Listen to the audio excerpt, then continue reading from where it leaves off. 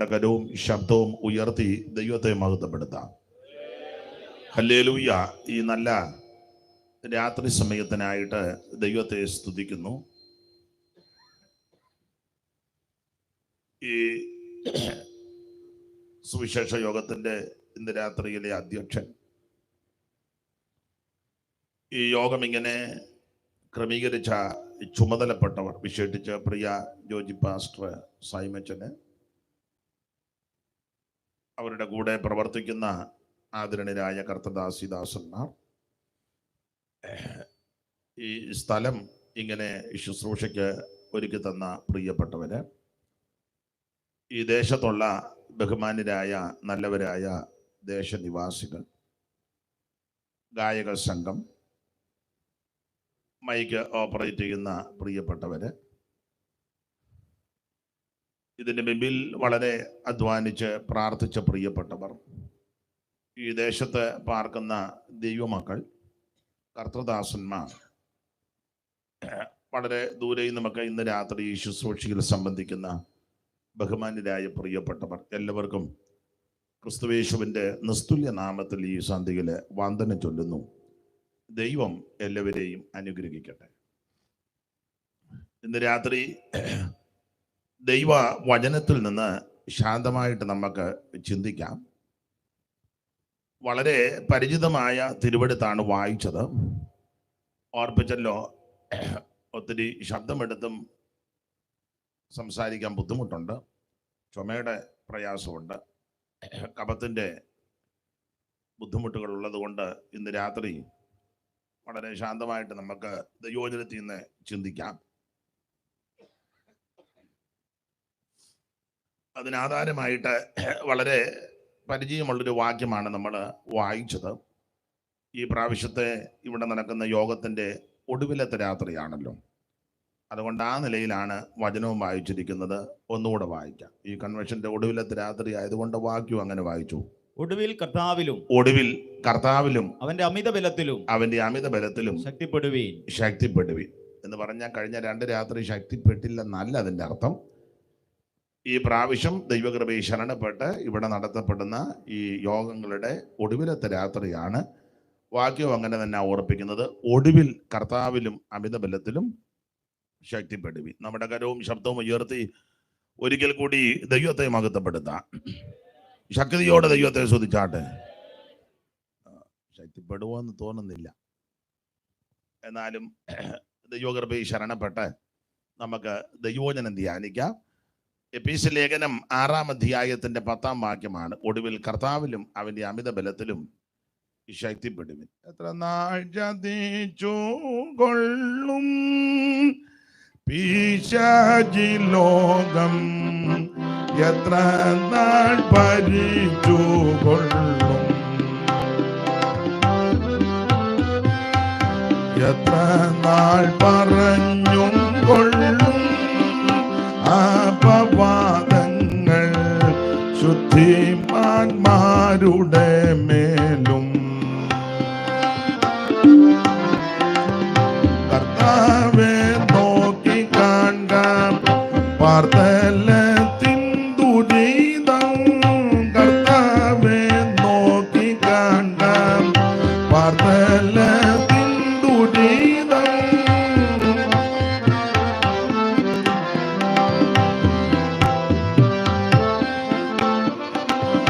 കർത്താവേ നോക്കി കാണുക പാർത്തലത്തിൻ ദുരിതം.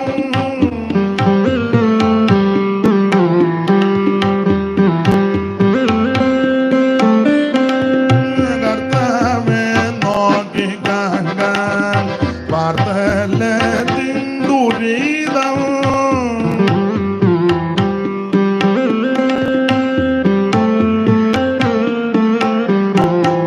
കർത്താവേ നോക്കി കാണുക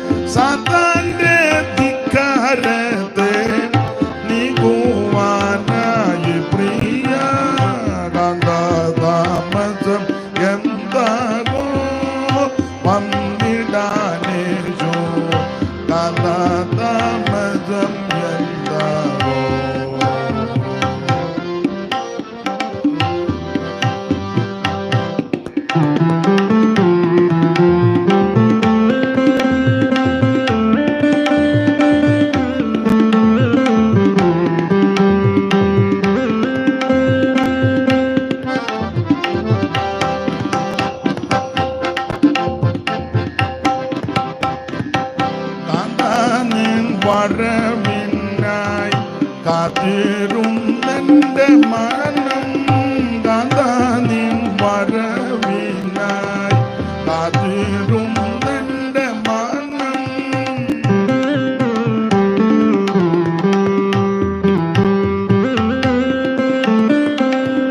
കാന്താനിൻ വരവിനായി കാത്തിരുന്നെന്റെ മനം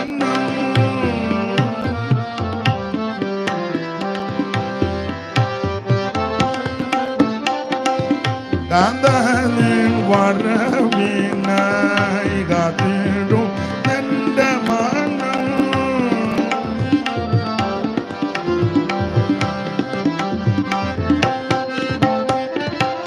കാന്താനിൻ വരവിനായി കാത്തിരുന്നെന്റെ മനം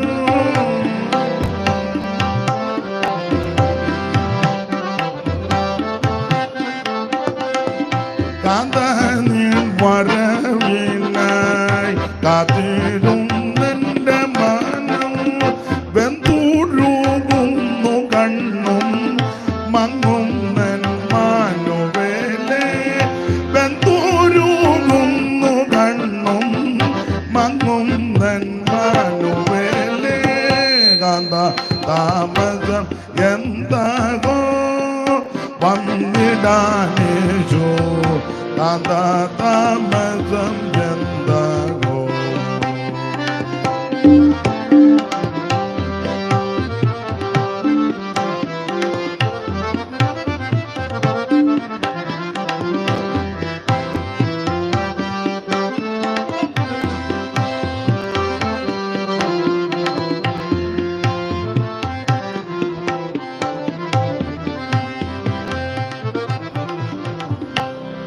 ഒരിക്കൽ കൂടി കരമുയർത്തി ദൈവത്തെ മഹത്വപ്പെടുത്താം. ഹല്ലേലൂയ. ഈ നല്ല രാത്രിക്കായിട്ട് ദൈവത്തെ സ്തുതിക്കുന്നു. വീണ്ടും ഈ സ്ഥലത്ത് കർത്താവിൻ്റെ സാക്ഷ്യം വഹിപ്പാൻ ഇങ്ങനെ ലഭിച്ച വിലപ്പെട്ട അവസരത്തിനായിട്ട് ദൈവത്തെ സ്തുതിക്കുന്നു. ക്ഷണിച്ച പ്രിയപ്പെട്ടവർക്ക് വീണ്ടും നന്ദി ചൊല്ലുന്നു. ദൈവം എല്ലാവരെയും അനുഗ്രഹിക്കട്ടെ. ഈ ദേശത്ത് പല സന്ദർഭങ്ങളിൽ വന്ന് ദൈവവചനം സംസാരിപ്പാൻ അവസരം ലഭിച്ചിട്ടുണ്ട്.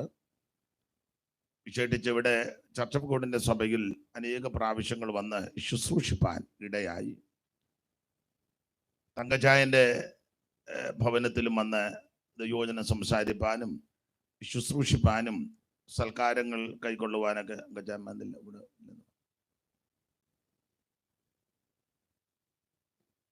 പിന്നെ അത് ആദ്യം അങ്ങ് പൊക്കണ്ടായിരുന്നു.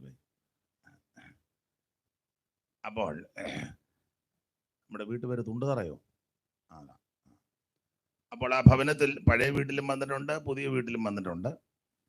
അദ്ദേഹത്തിൻ്റെ മകള് കുടുംബമായിട്ട് ഷിക്കാഗോയിലായിരിക്കുന്നു.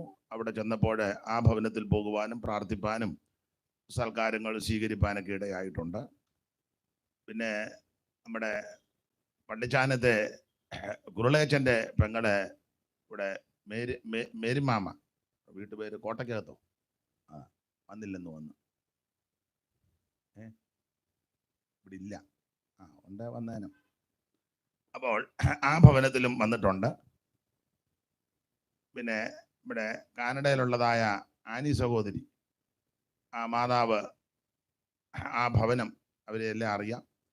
അങ്ങനെ അനേക ഭവനങ്ങളിൽ വന്ന് ശുശ്രൂഷിപ്പാനും കർത്താവിനെ സാക്ഷിപ്പാനൊക്കെ ദൈവം സാവകാശം ഒരുക്കിയിട്ടുണ്ട്.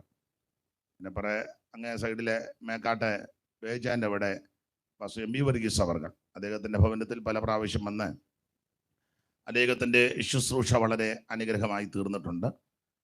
കോവിഡിൻ്റെ സമയത്തും വന്ന് വേജാനുമായിട്ട് ഏറെ സമയങ്ങൾ ചെലവഴിച്ച് പഴയ പാട്ടുകളുമൊക്കെ ഞങ്ങൾ പാടി കർത്താവിനെ മഹത്വപ്പെടുത്തുവാനിടയായി.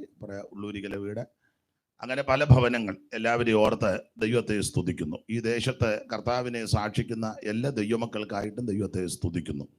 എല്ലാ പ്രിയപ്പെട്ടവരെയും ദൈവം അനുഗ്രഹിക്കട്ടെ. ഇന്ന് രാത്രി ഇങ്ങനൊരു അവസരം ദൈവത്താൽ ലഭിച്ചതോർത്ത് ദൈവത്തെ സ്തുതിക്കുന്നത്. ഞാനിന്ന് വരുന്നില്ലെന്ന് ആദ്യം ചിന്തിച്ച് സംസാരിക്കാൻ ബുദ്ധിമുട്ടാണ്. ചുമ ആവിയൊക്കെ പിടിച്ചൊരു പരുവത്തിലാണ് വന്നിരിക്കുന്നത്. നിങ്ങളുടെ വിലപ്പെട്ട പ്രാർത്ഥന അപേക്ഷിക്കുന്നു. വായിച്ച തിരുവെടുത്ത് ഒരിക്കൽ കൂടി വായിച്ച് സഹായിക്കണം. ഒടുവിൽ കർത്താവിലും അവന്റെ അമിതബലത്തിലും ശക്തിപ്പെടുവീൻ. ഒടുവിൽ കർത്താവിലും അവന്റെ അമിത ബലത്തിലും ശക്തിപ്പെടുവീൻ. കഴിഞ്ഞ 2 രാത്രിയില് അനുഗ്രഹിക്കപ്പെട്ട നിലയിൽ ദൈവത്തിന്റെ വിലയേറിയ ദാസന്മാർ ദൈവവചനം സംസാരിച്ചു. അത് ദേശത്തിനും വന്നവർക്കും ഒരുപോലെ അനുഗ്രഹമായി.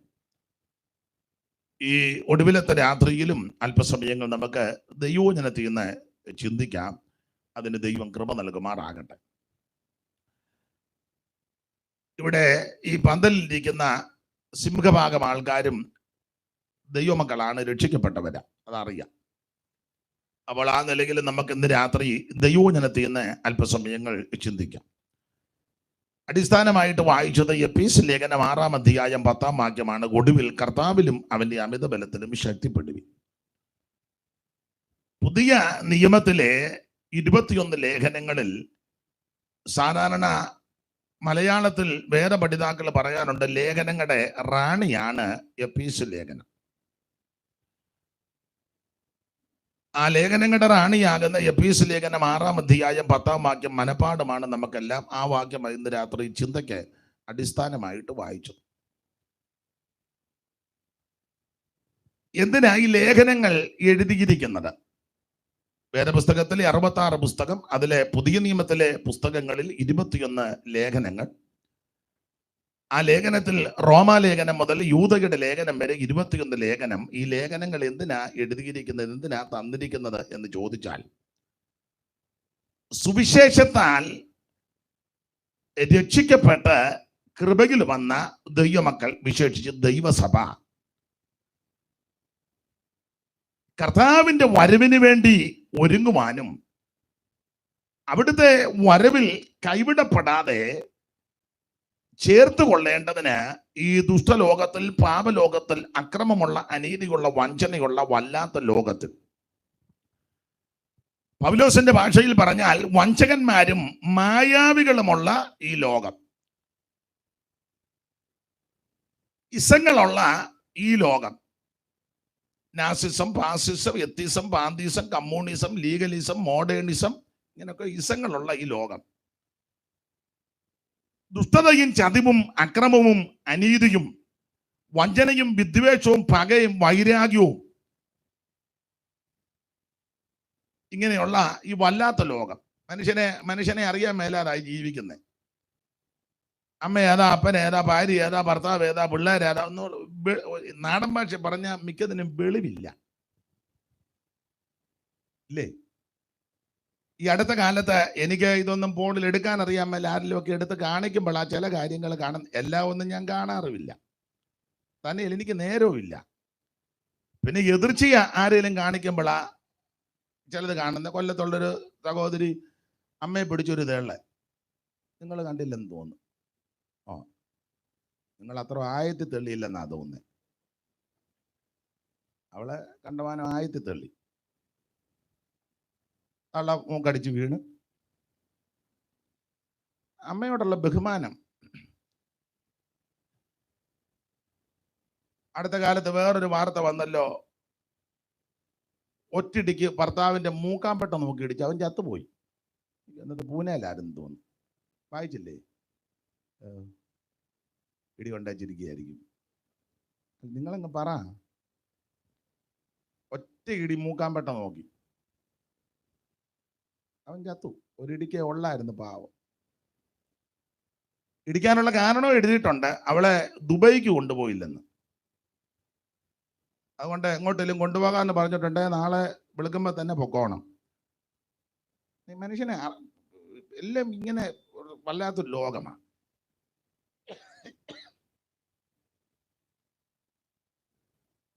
അക്രമവും അനീതിയും വർദ്ധിച്ചു വരിക, ഒരു വല്ലാത്ത ലോകത്തിലേക്കാ നമ്മൾ കടന്നു വന്നിരിക്കുന്നത്. ഇവരൊക്കെ പരസ്യോഗം നടത്തുന്നവരാ. അപ്പം പഴയ പാട്ടുകളൊക്കെ ഉണ്ട്. ആര് തന്നെ പറഞ്ഞാലും നീതിയിൻ വഴി തേടാതെ, ആരു തന്നെ പറഞ്ഞാലും നീതിയിൻ വഴി തേടാതെ, പാപമങ്ങനെ ചെയ്തവർ പരമാതിയോടു നശിച്ചിടും, പരമാവധിയോടു നടിച്ചിടും. ദൈവക്രോധത്തീയിൽ നീയും വെന്തരിഞ്ഞു ജാഗരുതേ, നിത്യതീയിൽ വീഴരുതേ. ദൈവക്രോധത്തീയിൽ നീയും വെന്തരിഞ്ഞു നിത്യതീയിൽ വീഴരുതേ. ഇന്നു തന്നെ രക്ഷ നേടുക, ഇന്നു തന്നെ രക്ഷ നേടുക. സമരം കൊണ്ടും ബലമില്ല,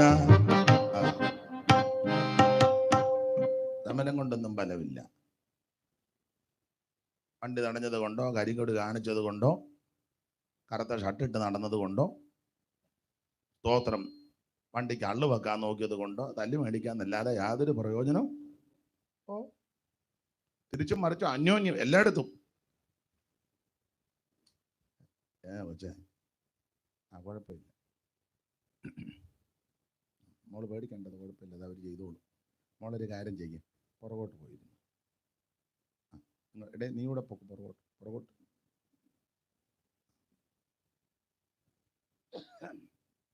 അപ്പൊ ശ്രദ്ധിക്കുക, വല്ലാത്ത കാലവും വല്ലാത്ത ലോകമാ.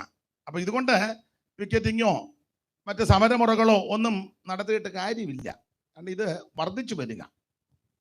അതാ പാടുന്നത്. സമരം കൊണ്ടും ഫലമില്ല, കൈരോവായും ഗുണമില്ല. സമരം കൊണ്ടും ഫലമില്ല, കൈരോവായും ഗുണമില്ല. ധരണക്കാരും മരണം വരുമ്പോൾ മോങ്ങി മോങ്ങി കരയുമേ. ധരണക്കാരും മരണം വരുമ്പോൾ മോങ്ങി മോങ്ങി കരയുമേ. ദൈവക്രോധത്തീയിൽ നീയും വെന്തരിഞ്ഞു ജാഗരുതേ, നിത്യതീയിൽ വീഴരുതേ.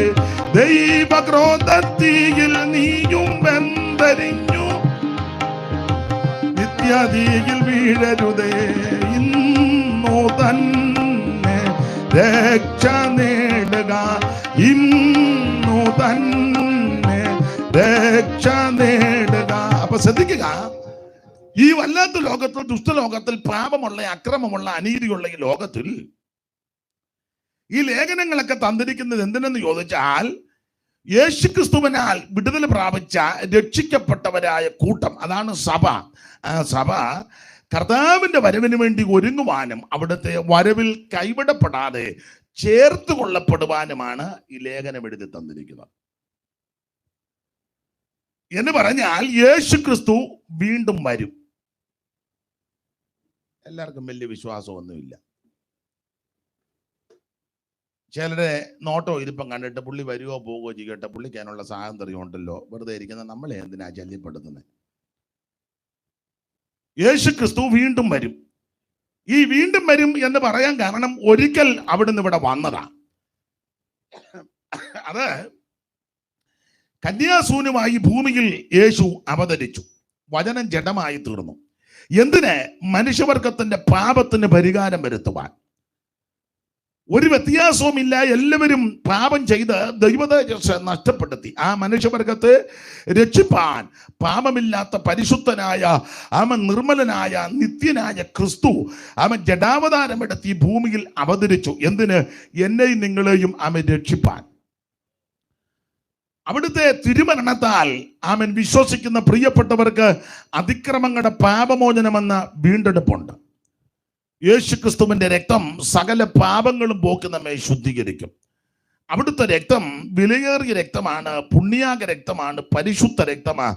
ആ രക്തത്താൽ ആമൻ മനുഷ്യവർഗത്തിന്റെ പാപത്തിന് പരിഹാരം.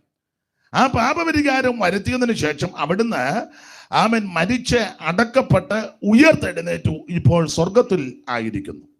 സ്വർഗത്തിൽ എന്തോ കൊടുക്കുന്നെന്ന് ചോദിച്ചാൽ, എബ്രായ ലേഖനം ചേർത്ത് പഠിച്ചാൽ സ്വർഗത്തിൽ എനിക്ക് നിങ്ങൾക്ക് വേണ്ടി അവിടുന്ന് പക്ഷപാതം ചെയ്യുന്നു. അതാണ് എബ്രായ ലേഖനം 10-ാം അധ്യായത്തിന്റെ അതിന്റെ 19 മുതൽ താഴോട്ട് പഠിക്കുമ്പോൾ, യേശുക്രിസ്തു ഇപ്പോൾ മഹാപുരോഹിതനായിട്ട് എനിക്ക് നിങ്ങൾക്ക് വേണ്ടി സ്വർഗത്തിൽ പക്ഷപാതം ചെയ്യുന്നു. ആ പക്ഷപാതം ചെയ്യുന്ന ക്രിസ്തു അധികം താമസിക്കാതെ തിരിച്ചു വരും തിരുസഭയെ ചേർക്കാൻ. ആ വരവിൽ ആരും കൈവിടപ്പെട്ടു പോകരുത്. അതിനാണ് നമ്മളെ ക്രമപ്പെടുത്തി ഒരുക്കിയെടുത്ത് ശുദ്ധീകരിച്ച് ലോകത്തിന്റെ മാലിന്യങ്ങളൊന്നും ഏശാതെ, വാട്ടം, കറ, ചുളുക്കം, മാലിന്യമൊന്നും ഏശാതെ ശുഭ്രയും ശുദ്ധയുമായി തനിക്ക് മുൻനിർത്തേണ്ടതിന്റെ വചനത്തോടുകൂടി ജലസ്നാനത്താൽ വെടിപ്പാക്കി യാതൊരു മാലിന്യമില്ലാതെ ഉത്തമ മണവാട്ടിയായി ചേർത്തുകൊള്ളുവാൻ വേണ്ടി യേശു ക്രിസ്തു വീണ്ടും വരും. അതാണ് നമ്മുടെ പ്രത്യാശ. ഇനി എത്രയും അല്പകാലം കഴിഞ്ഞിട്ട് വരുവാനുള്ളവൻ വരും, താമസിക്കുകയുമില്ല. തനിക്കായി കാത്തു നിൽക്കുന്ന വിശുദ്ധന്മാരുടെ രക്ഷയ്ക്ക് അവിടുന്ന് പാപം കൂടാതെ രണ്ടാമത് പ്രത്യക്ഷപ്പെടും. ചിലർ താമസമെന്ന് വിചാരിക്കുന്നത് പോലെ കർത്താവ് തന്റെ വാഗ്ദത്തം നിവർത്തിപ്പാൻ താമസിക്കുന്നില്ല. അടുത്ത പദം, എല്ലാവരും മാനസാന്തരപ്പെടണം. ഈ ദേശത്തുള്ള സകല ആൾക്കാരും മാനസാന്തരപ്പെടണം. എന്നെ കേൾക്കുന്നവരെല്ലാവരും മാനസാന്തരപ്പെടണം.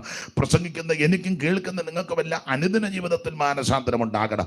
എല്ലാ വിഷയത്തിലും മാനസാന്തരപ്പെട്ട് കർത്താവിന്റെ വരവിന് വേണ്ടി നമ്മൾ ഒരുങ്ങണം. ആട്ടെ, അധികം വിവരിക്കുന്നില്ല. അപ്പോൾ അതിനാണ് ഈ ലേഖനം എഴുതിയത്. ഇങ്ങനെയുള്ള 21 ലേഖനങ്ങളിൽ വളരെ ഈടുറ്റ ലേഖനമാണ് ഈ എഫേസ്യ ലേഖനം. അതിൻ്റെ 6-ാം അധ്യായത്തിന്റെ 10-ാമത്തെ തിരുവെഴുത്താണ് ഇന്ന് രാത്രിയിലെ ചിന്തയ്ക്ക് അടിസ്ഥാനമായിട്ട് വായിച്ചത്. ഓർപ്പിച്ചല്ലോ, ലേഖനങ്ങളുടെ റാണിയാണ് എഫേസ്യ ലേഖനം. ഓരോ ഈ ലേഖനങ്ങളിൽ എഫേസ്യ ലേഖനം നമുക്കറിയാം 6 അധ്യായങ്ങളുണ്ട്. ഓരോ അധ്യായത്തിലും പ്രത്യേകമായ വിഷയങ്ങൾ പൗലോസ് രേഖപ്പെടുത്തിയിട്ടുണ്ട്, ഓർപ്പിച്ചുണർത്തുന്നുണ്ട്. 1-ാം അധ്യായത്തിൽ ദൈവം തമ്പുരാൻ നമ്മളെ തെരഞ്ഞെടുത്തു. 2-ാം അധ്യായത്തിൽ തെരഞ്ഞെടുത്ത എന്നെ നിങ്ങളെ കർത്താവ് കൈവിട്ടില്ല. ആത്മീക ഭാഷയിൽ പറഞ്ഞാൽ, വചനത്തിന് വെളിച്ചത്തിൽ പറഞ്ഞാൽ സ്വർഗത്തിൽ കൊണ്ടുവന്നിരുത്തി. 3-ാം അധ്യായത്തിൽ അപ്രമേയ ധനം, ഒരു മർമ്മം, അത് നമുക്ക് വെളിപ്പെടുത്തി തന്നു. 4-ാം അധ്യായത്തിൽ അങ്ങനെയുള്ള ആ സഭയ്ക്ക് 5 തരത്തിലെ ശുശ്രൂഷക വൃന്ദങ്ങളെ ദൈവം തന്നിരിക്കുന്നു. അതാണ് 4-ാം അധ്യായം. 5-ാം അധ്യായത്തിലെ വിഷയം ആത്മനിറവ് എന്നുള്ള വിഷയമാണ് 5-ലെ വിഷയം. 6-ാം അധ്യായത്തിലെ പ്രധാനപ്പെട്ട വിഷയം ആത്മീക പോരാട്ടം, ദൈവത്തിന്റെ മഹത്വം. 1-ാം അധ്യായത്തിന്റെ 4 മുതൽ ഒന്ന് വായിച്ച് സഹായിച്ചാട്ടെ കർത്താവിന്റെ ദാസനെ. 1-ാം അധ്യായത്തിന്റെ 4 മുതൽ. നാം തന്റെ സന്നിധിയിൽ വിശുദ്ധരും നിഷ്കളങ്കരുമാകേണ്ടതിന്, ശ്രദ്ധിക്കുക, നാം തന്റെ സന്നിധിയിൽ വിശുദ്ധരും നിഷ്കളങ്കരുമാകേണ്ടതിന് അവൻ ലോകസ്ഥാപനത്തിനു മുമ്പേ നമ്മെ അവനിൽ തെരഞ്ഞെടുക്കുകയും തിരുഹിതത്തിന്റെ പ്രസാദപ്രകാരം യേശുക്രിസ്തു മുഖാന്തരം നമ്മെ ദത്തെടുക്കേണ്ടതിന്. അപ്പൊ ശ്രദ്ധിക്കുക, സർവജ്ഞനായ ദൈവം എന്നെയും നിങ്ങളെയും യേശുക്രിസ്തു മുഖാന്തരം തിരഞ്ഞെടുത്തു. ഏതു ദൈവം? സത്യദൈവം. എത്ര ദൈവം? ഒരേ ഒരു ദൈവം. അതാരാ ദൈവം? ഈ സകല അണ്ടകടാകത്തെയും കാണുന്ന ചരാചരങ്ങളെയും ഭൂചര കേചര വസ്തുക്കളെയും മുഴുവൻ സൃഷ്ടിച്ച് നിർമ്മിച്ച ഒരു ദൈവമുണ്ട്, സർവജ്ഞനായ ദൈവം. സ്തോത്രം. അവിടുന്ന് അനാദിയായും ശാശ്വതമായും നമ്മുടെ ദൈവമാണ്. ഞാൻ എപ്പോഴും പറയും, അടുത്ത കാലത്ത് മുളച്ച് കിളിച്ച് പൊന്തി പൊങ്ങി വന്ന പുത്തൻ ദൈവമല്ല ക്രിസ്തു. അവിടുന്ന് നിത്യനായ ദൈവമാണ്. സ്തോത്രം. നിത്യനായ ദൈവമാണ്. അവിടുന്ന് സാക്ഷാൽ ദൈവമാണ്, ഏകദൈവമാണ്, സർവശക്തനായ ദൈവമാണ്. ഈ കാണുന്ന സകല ചരാചരങ്ങളെ അവൻ സൃഷ്ടിച്ച സർവജ്ഞനായ ദൈവം. ഉളവായതൊന്നും അവനെ കൂടാതെ ഉളവായതല്ല, സകലതും അവൻ ഉളവാക്കി, അവനായിട്ടും ഉളവാക്കി.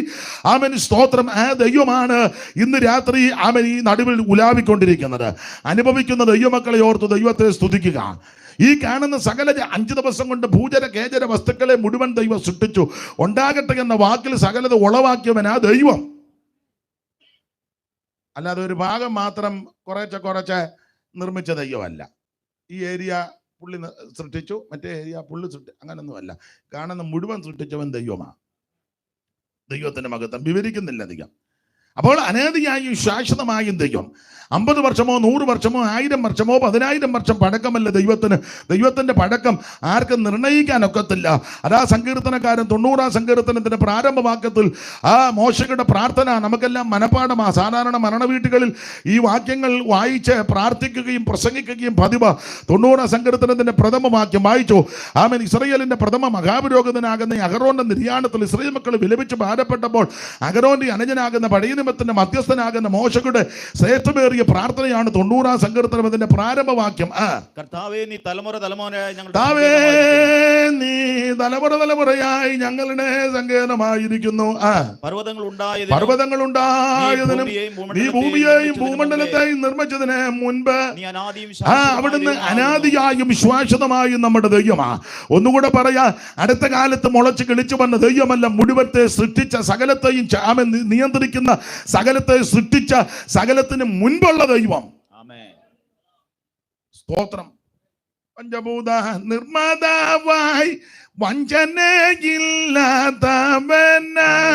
പഞ്ചഭൂത നിർമ്മാതാവായി വഞ്ചനയില്ലാതവനായി കിഞ്ചിൽ നേരം കൊണ്ടാകില്ല സഞ്ചയങ്ങൾ സൃഷ്ടി ചെയ്തോൻ കിഞ്ചിൽ നേരം കൊണ്ടാകില്ല സഞ്ചയങ്ങൾ സൃഷ്ടി ചെയ്തോൻ ഏക സത്യ ദൈവമേയുള്ളൂ ഭൂവാസികളെ ഏക സത്യ ദൈവമേയുള്ളൂ ഭൂവാസികളെ ഏക സത്യ ദൈവമേയുള്ളൂ.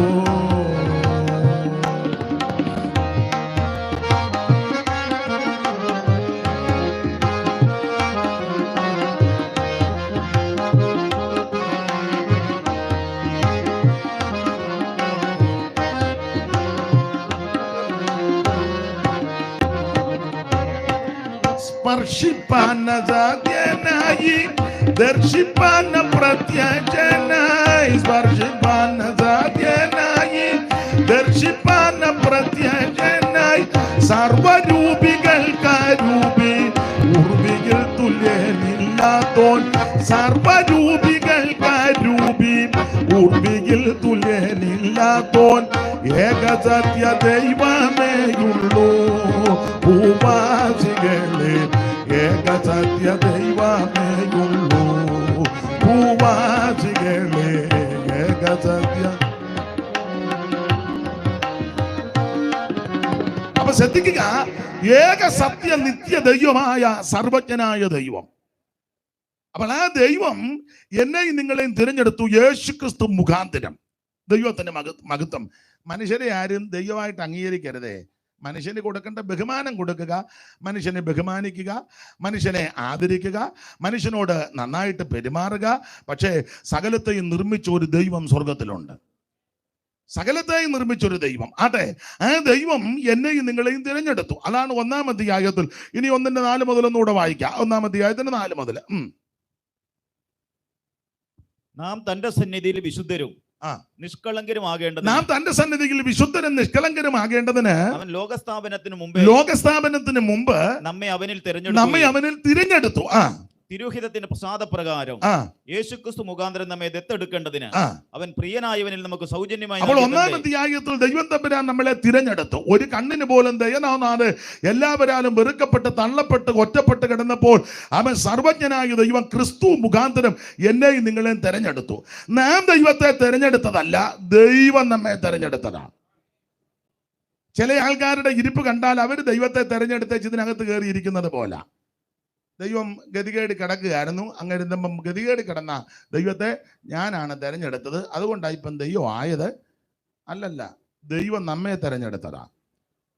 അങ്ങനെയാണല്ലോ പുസ്തകത്തിലെ വാക്യം. നിങ്ങൾ എന്നെ തെരഞ്ഞെടുത്തെന്നല്ല, ഞാൻ നിങ്ങളെ തിരഞ്ഞെടുത്തു. എന്തിന്? നിങ്ങൾ ഫലം കായ്പാൻ. തീർന്നില്ല, നിങ്ങളുടെ ഫലം നിലനിൽക്കുവാൻ.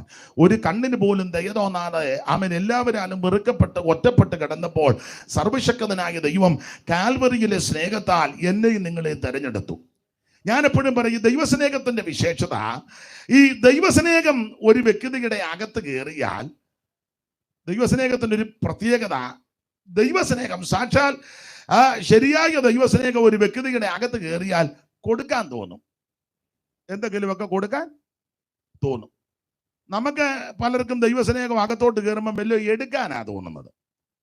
അടുത്തിരിക്കുന്നവന്റെ കയ്യിൽ നിന്ന് എന്തേലും എടുക്കുക, അപ്പുറത്തുകാരൻ്റെ എന്തെങ്കിലും എടുക്കാൻ, അല്ലെ സഹോദരങ്ങൾക്ക് എന്തെങ്കിലും കൊടുക്കാൻ തോന്നുകയല്ല, അവിടെ എന്തേലും അവൻ്റെ 2 സെന്റ് കൂടെ എങ്ങനെയും എടുക്കണമെന്നാ തോന്നുന്നത്. മിക്കവർക്കും അങ്ങനെ. ദൈവസ്നേഹത്തെ പറ്റി പാട്ട് പാടും, പ്രസംഗിക്കും, പാട്ട് എഴുതും, അത് നന്നായിട്ട് പാടും, പ്രസംഗിക്കും, സ്നേഹത്തിന്റെ ഗ്രീക്കും ഹീബ്രു മൂലഭാഷയെല്ലാം തപ്പി നടക്കും. അതൊക്കെ നല്ലതാ, പക്ഷേ കൊടുക്കാൻ തോന്നുകയല്ല. എന്നാൽ വാസ്തവമായ ദൈവസ്നേഹം ഒരു വ്യക്തിയുടെ അകത്ത് വന്നാൽ കൊടുക്കാൻ തോന്നും. അതിന് ഏറ്റവും വലിയ തെളിവ്, സർവജ്ഞനായ ദൈവത്തിന് മനുഷ്യരാശിയോട് സ്നേഹം തോന്നി. തന്റെ സൃഷ്ടിയുടെ മണിമകുടമാകുന്ന മനുഷ്യൻ പാപം ചെയ്ത് ദൈവത്തിൽ നിന്നും അവൻ കൂട്ടായ്മയിൽ നിന്നും അകന്നു പോയപ്പോൾ അവരെന്നേക്കും നശിച്ചു പോകാതിരിക്കേണ്ടതിന് ആ മാനവജനതയെ രക്ഷിക്കുവാൻ, അവരെ വീണ്ടെടുക്കുവാൻ, അവരെ രക്ഷിപ്പാൻ വേണ്ടി ദൈവത്തിന് ആ ജനത്തോട്, മനുഷ്യരാശിയോട് സ്നേഹമുണ്ടായി. തനിക്ക് തൻ്റെ തിരുഹൃദയത്തിൽ സ്നേഹം വർദ്ധിച്ചപ്പോൾ ദൈവത്തിന് മനസ്സിലായി, ഞാൻ സ്നേഹിക്കുന്ന, ഞാൻ ഇഷ്ടപ്പെടുന്ന മനുഷ്യവർഗത്തിന് എന്തെങ്കിലും കൊടുക്കണം. എന്തെങ്കിലും ഒന്ന് കൊടുത്ത് ഒതുക്കാനല്ല നോക്കിയത്, ഏറ്റവും ശ്രേഷ്ഠമായതിനെ കൊടുക്കണം. നിങ്ങൾക്കെല്ലാം അറിവുള്ള വാക്യമാണല്ലോ യോഹന്നാന്റെ സുവിശേഷം 3-ാം അധ്യായത്തിലെ വാക്യം. ആമേൻ, സ്വന്തം തന്റെ ഏകജാതനായ പുത്രനിൽ വിശ്വസിക്കുന്ന ഏവനും നശിച്ചു പോകാതെ നിത്യജീവൻ പ്രാപിക്കേണ്ടതിന് ദൈവം അവനെ നൽകുവാൻ തക്കവണ്ണം ലോകത്തെ സ്നേഹിച്ചു. അപ്പോൾ മനുഷ്യവർഗത്തോട് ദൈവത്തിന് സ്നേഹം തോന്നിയപ്പോൾ താൻ സ്നേഹിക്കുന്ന മനുഷ്യവർഗത്തിന് എന്തെങ്കിലും കൊടുക്കണം. എന്തെങ്കിലും ഒന്ന് കൊടുത്ത് തൃപ്തിപ്പെടുത്താനല്ല ദൈവം ഇഷ്ടപ്പെട്ടത്, ഏറ്റവും നല്ലതിനെ കൊടുക്കണം.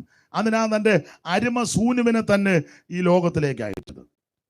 ആ കാൽവറിയിലെ സ്നേഹം, ആ സ്നേഹത്താൽ എന്നെയും നിങ്ങളെയും ദൈവം തെരഞ്ഞെടുത്തു. ദൈവത്തിന്റെ മഹത്വം, ദൈവമക്കളാക്കി തീർത്തു. ഇതാണ് 1-ാം അധ്യായത്തിലെ പ്രധാനപ്പെട്ട വിഷയം എഫേസ്യ ലേഖനത്തിൽ. അങ്ങനെ തെരഞ്ഞെടുത്ത നമുക്ക് അവകാശങ്ങളും അനുഗ്രഹങ്ങളും തന്നു. താഴോട്ട് പഠിക്കുമ്പോൾ 1-ാം അധ്യായത്തിന്റെ 4 മുതൽ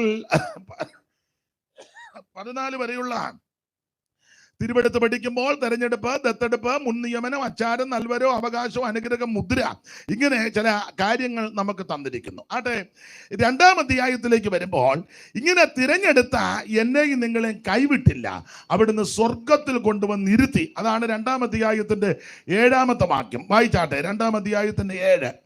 ക്രിസ്തുയേശുവിൽ അവനോടുകൂടി ഉയർത്തെഴുന്നേൽപ്പിച്ചു. ക്രിസ്തുയേശുവിൽ അവനോടുകൂടെ ഉയർത്തെഴുന്നേൽപ്പിച്ച് സ്വർഗത്തിൽ ഇരുത്തുകയും ചെയ്തു എന്ന് പറഞ്ഞാൽ, ആത്മീക ഭാഷയിൽ പറഞ്ഞാൽ എന്നെയും നിങ്ങളെ ഉയർപ്പിച്ച് സ്വർഗത്തിൽ ഇരുത്തി. ഒന്നുകൂടെ പറഞ്ഞാൽ, ഞാൻ നിങ്ങൾ ഇപ്പൊ ഇരിക്കുന്നത് സ്വർഗത്തിലാ.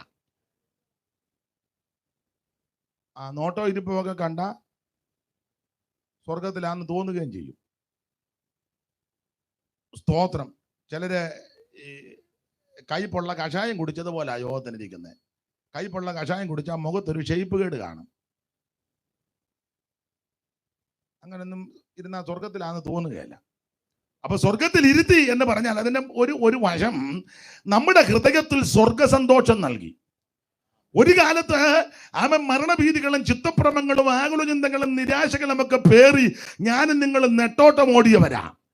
എവിടെ ചെന്നാൽ രക്ഷപ്പെടും, ആരെ കണ്ടാൽ ഊരെ പിടിക്കാന്ന് പണ്ട് പഴമക്കാർ പറയുന്നത് പോലെ എന്ത് ചെയ്താൽ നമുക്ക് മോക്ഷം പ്രാപിക്കാം, എന്ത് ചെയ്താൽ രക്ഷ നേടാം, എവിടെ ചെന്നാൽ വിടുതൽ കിട്ടും, എന്തൊക്കെ കൊടുത്താൽ നമുക്ക് രക്ഷപ്പെടാമെന്ന് ഓർത്ത് ഓരോരുത്തർ പറയുന്നതനുസരിച്ച് നമ്മൾ രക്ഷപ്പെടാൻ എന്തെല്ലാം കാര്യം ചെയ്തു. അതെല്ലാം ഇപ്പം വിവരിക്കാൻ തുനിയുന്നില്ല. ദൈവത്തിന് മഹത്വം. ചില ലിസ്റ്റ് തന്നു, ഇതെല്ലാം കൊണ്ട് കൊടുത്താൽ രക്ഷപ്പെടും, കൊണ്ട് കൊടുത്തു. ചിലർ പറഞ്ഞ് ഇന്ന വിധത്തിലൊക്കെ ഓരോ കാര്യങ്ങൾ ചെയ്യുക, അതും ചെയ്തു. ആറ്റി ചാടുന്നു, കുളത്ത് ചാടുന്നു, കുടിക്കാത്തി ചാടുന്നു, എന്തെല്ലാം കാര്യങ്ങളാ. സ്തോത്രം. യിരെമ്യാ പ്രവാചകൻ പറഞ്ഞിരിക്കുന്നത് ഒരു ഗുണവും വന്നില്ലെന്ന്. ഇതെല്ലാം ചെയ്തിട്ടും ഒരു ഗുണവും വന്നില്ല. പ്രവാചകൻ വേറൊരു ഭാഗത്ത് പറയുന്നു, സകല മുഖവും വിളറിയിരിക്കുന്നു. ഈ ചെയ്തെല്ലാം ചെയ്തിട്ട് ഗുണവും വന്നില്ല, സകല മുഖവും വിളറിയിരിക്കുക. അപ്പോൾ ഈ നീതിപ്രവർത്തികൾ ചെയ്തിട്ടും രക്ഷപ്പെടാൻ പറ്റുന്നില്ല, സമാധാനമില്ല, സന്തോഷമില്ല. ഈ സന്തോഷം എങ്ങനെ കൈവന്നു? യേശു നമ്മുടെ ഉള്ളത്തിൽ വന്നപ്പോൾ. സ്തോത്രം. സന്തോഷം ലഭിക്കാൻ നമ്മൾ എന്തെല്ലാം കാര്യങ്ങൾ ആമേൻ പലരും ചെയ്തു. മദ്യത്തിന്റെ പുറകെ പോയി, ആമൻ ലഹരി പദാർത്ഥങ്ങളുടെ പുറകെ പോയി, തീർത്ഥയാത്രകൾ ചെല്ലി നടത്തി, ആമൻ മറ്റ് നാട് കാണാൻ പോയി, എന്തെല്ലാം കാര്യങ്ങൾ വിവരിക്കുന്നില്ല, പല കാര്യങ്ങൾ ചെയ്തു. യാതൊരു സന്തോഷവും നമുക്ക് ആമൻ ലഭിച്ചില്ല. സർവത്ര ഭീതി. അങ്ങനെ പ്രവാചകൻ പറഞ്ഞിരിക്കുന്നത്, സർവത്ര ഭീതി. യെശയ്യാ പറഞ്ഞിരിക്കുന്നത്, അടിതൊട്ട് മുടി വരെ ഒരു സുഖവുമില്ലെന്നാ. പഴുപ്പും വ്രണവും ചതവും അത് ഞെക്കി കഴുകിയിട്ടുമില്ല, വെച്ച് കെട്ടിയിട്ടുമില്ല, എണ്ണ പുരട്ടി ശമിപ്പിച്ചിട്ടുമില്ല. അവൻ സർവത്ര ഭീതി, ഭീതി തന്നെ ഭീതി, യാതൊരു സ്വസ്ഥതയില്ല.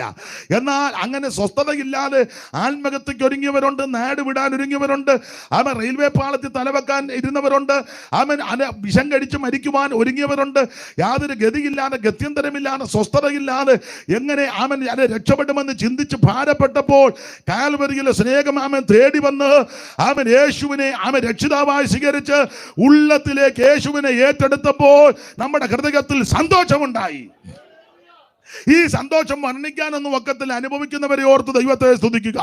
നമ്മുടെ സന്തോഷത്തിന്റെ ഒരു പ്രത്യേകത സങ്കീർത്തനക്കാരൻ ഇങ്ങനെ പാടിയിരിക്കുന്നത്: ധാന്യവും വീഞ്ഞും വർദ്ധിച്ചപ്പോൾ അവർക്കുണ്ടായതിലും അധികം സന്തോഷം എന്റെ ഹൃദയത്തിൽ തന്നിരിക്കുക.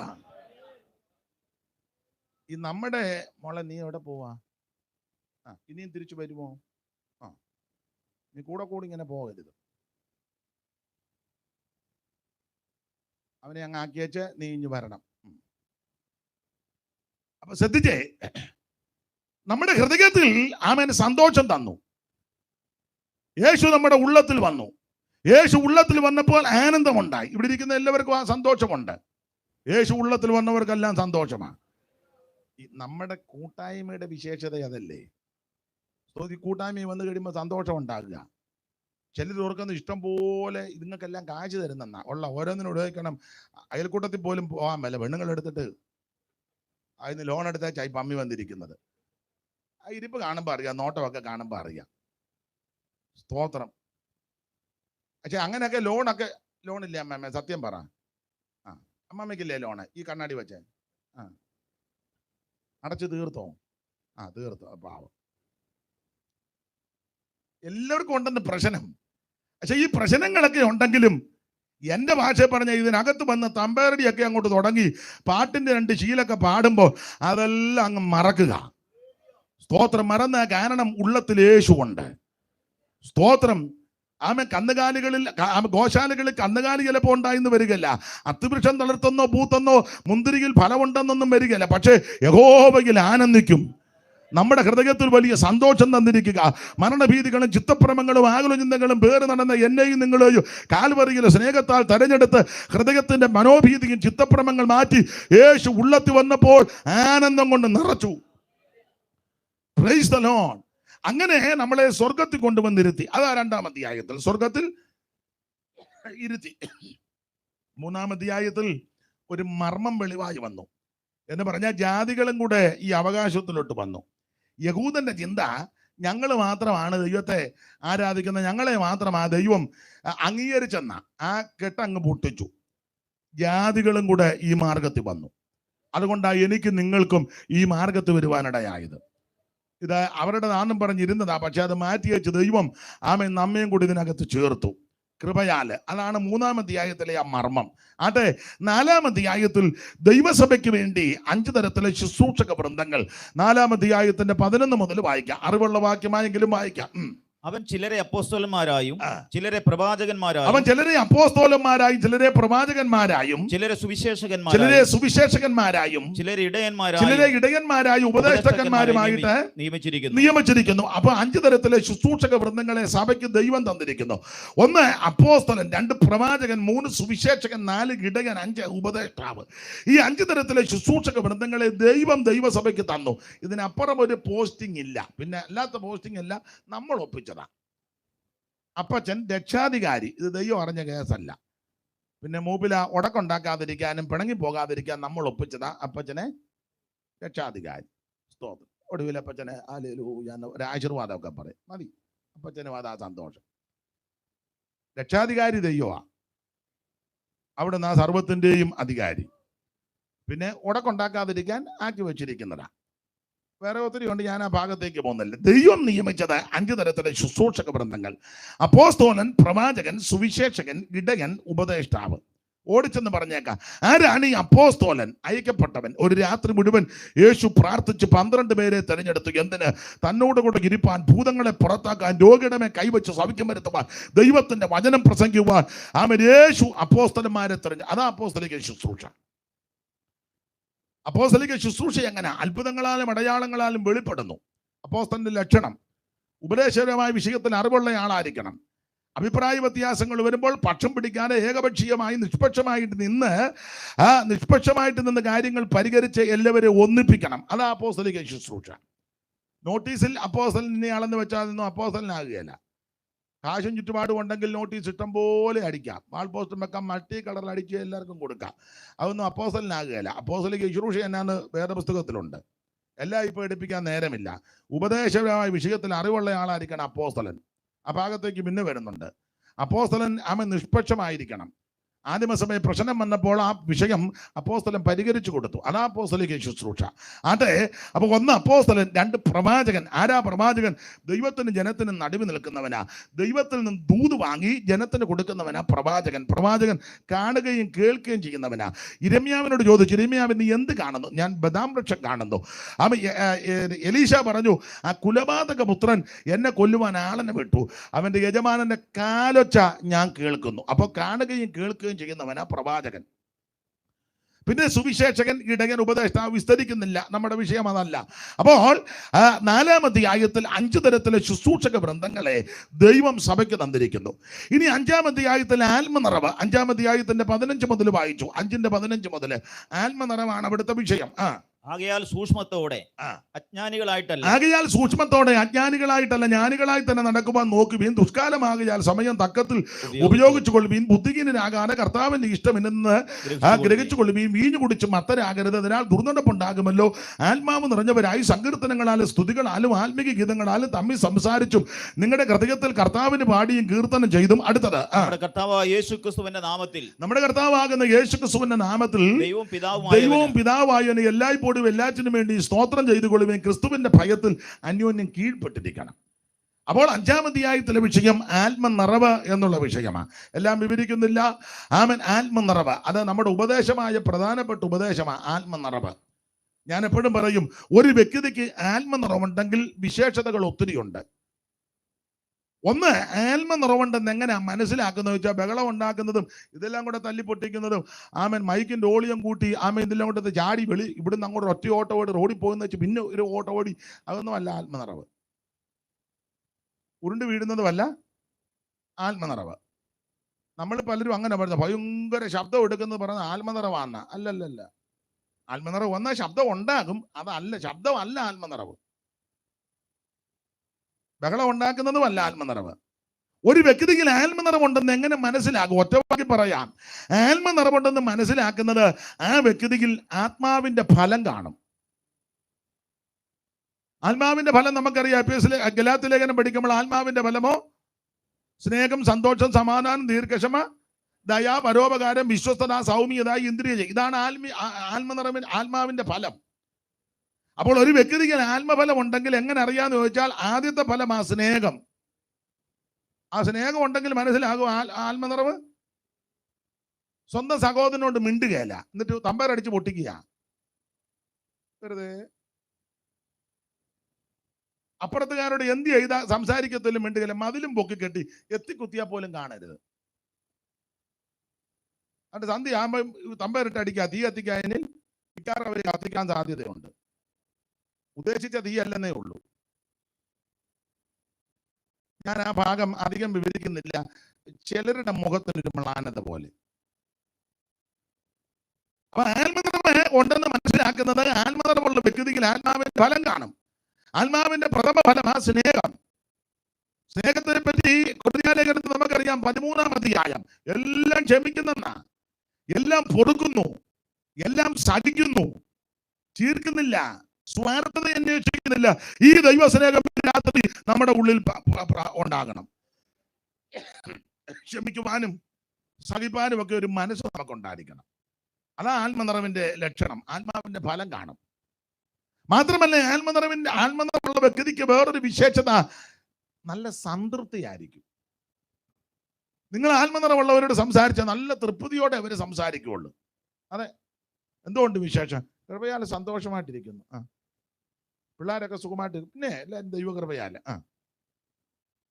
എങ്ങനെയുണ്ട് ശാരീരികമായിട്ടൊക്കെ? ദൈവകൃപയാൽ ഇങ്ങനെ പോകുന്നു, പ്രാർത്ഥിച്ചും ബലപ്പെട്ടും ഒക്കെ പോകുന്നു. സ്തോത്രം. അവരോട് സംസാരിച്ചാൽ അങ്ങനെ സംസാരിക്കുള്ളൂ. ചുമ്മാ ഓളം ഉണ്ടാക്കുന്നവർ ചിലരോട് ചോദിച്ചാൽ നമ്മൾ ചോദിക്കുക, എന്തുകൊണ്ട് വിശേഷം? എന്നാ വിശേഷം? നിങ്ങൾക്കൊക്കെ അല്ലേ വിശേഷം? എന്നാലും എന്തുകൊണ്ട് അമ്മാമ്മ വിശേഷം? അമ്മാമ്മയുടെ ശബ്ദമായിരുന്നില്ല മൈക്ക് കൂടെ കൂടുതൽ. അതിൻ്റെ മൈക്ക് ഉണ്ടായിരുന്നുകൊണ്ട് ഞാനങ്ങ് ഉണ്ടാക്കി, ശബ്ദം ഉണ്ടാക്കിയെന്നേ ഉള്ളൂ. എന്നാലും എന്നാ ഉണ്ട് വിശേഷം? എന്നാലും എന്തോ ഉണ്ട്. ഞങ്ങൾ ഇങ്ങനെ ആമ്പലും വെള്ളവും പോലെ പൊങ്ങി. നിങ്ങൾക്കൊക്കെ അല്ലേ വിശേഷം? അങ്ങനെ സംസാരിക്കുന്ന ചിലരെ നിങ്ങൾ കേട്ടിട്ടില്ലേ? അതൊന്നും ആത്മനിറവിന്റെ പ്രത്യേകതയല്ല. ആത്മനിറവുള്ള വ്യക്തിക്ക് സംതൃപ്തി ഉണ്ടായിരിക്കും. എപ്പോഴും സംതൃപ്തനാ. പൗലോസ് അതുകൊണ്ടല്ലേ ഫിലിപ്പിയാനഗരത്തിൽ പറഞ്ഞത്, താഴ്ചയിലിരിക്കാനും സമൃദ്ധിയിലിരിക്കാനും എനിക്കറിയാം, തൃപ്തനായിട്ടിരിക്കാനും വിശന്നിരിക്കാനും എനിക്കറിയാം. ആമൻ സ്തോത്രം. താഴോട്ട് പഠിച്ചു വരുമ്പോൾ ആമൻ സ്തോത്രം എല്ലാം ഞാൻ ശീലിച്ചിട്ടുണ്ടെന്നാണ്. ഒരു ദൈവ പൈതൽ ഈ നിലയിൽ എല്ലാം ശീലിച്ച് വേണം മുമ്പോട്ട് പോകാൻ. ആട്ടെ, അധികം വിവരിക്കുന്നില്ല. അപ്പോൾ 5-ാം അധ്യായത്തിൽ ആത്മനിറവ്, അതാണ് 5-ലെ വിഷയം. ഇനി 6-ാം അധ്യായത്തിലെ പ്രധാനപ്പെട്ട വിഷയം ആത്മീക പോരാട്ടമാണ്. ഞാനും നിങ്ങളും കളിക്കളത്തിലല്ല നിൽക്കുന്നത്, ഞാനും നിങ്ങളും ഒരു പോർക്കളത്തിലാണ് നിൽക്കുന്നത്. എനിക്കും നിങ്ങൾക്കുമെതിരെ യുദ്ധം ചെയ്യുവാൻ ഒരു ശക്തിയുണ്ട്. അത് മനുഷ്യരാരുമല്ല, അവൻ പിശാചാ. നമ്മുടെ ശത്രുക്കൾ അയലത്തുകാരോ ബന്ധുമിത്രാദികളോ സഹോദരങ്ങളോ ചാർച്ചക്കാരോ ആമൻ വേണ്ടപ്പെട്ടവരാരുമല്ല നമ്മുടെ ശത്രുക്കൾ. ആമൻ മനുഷ്യരാരുമല്ല നമ്മുടെ ശത്രുക്കൾ. ആമൻ പിശാചാണ് ശത്രു.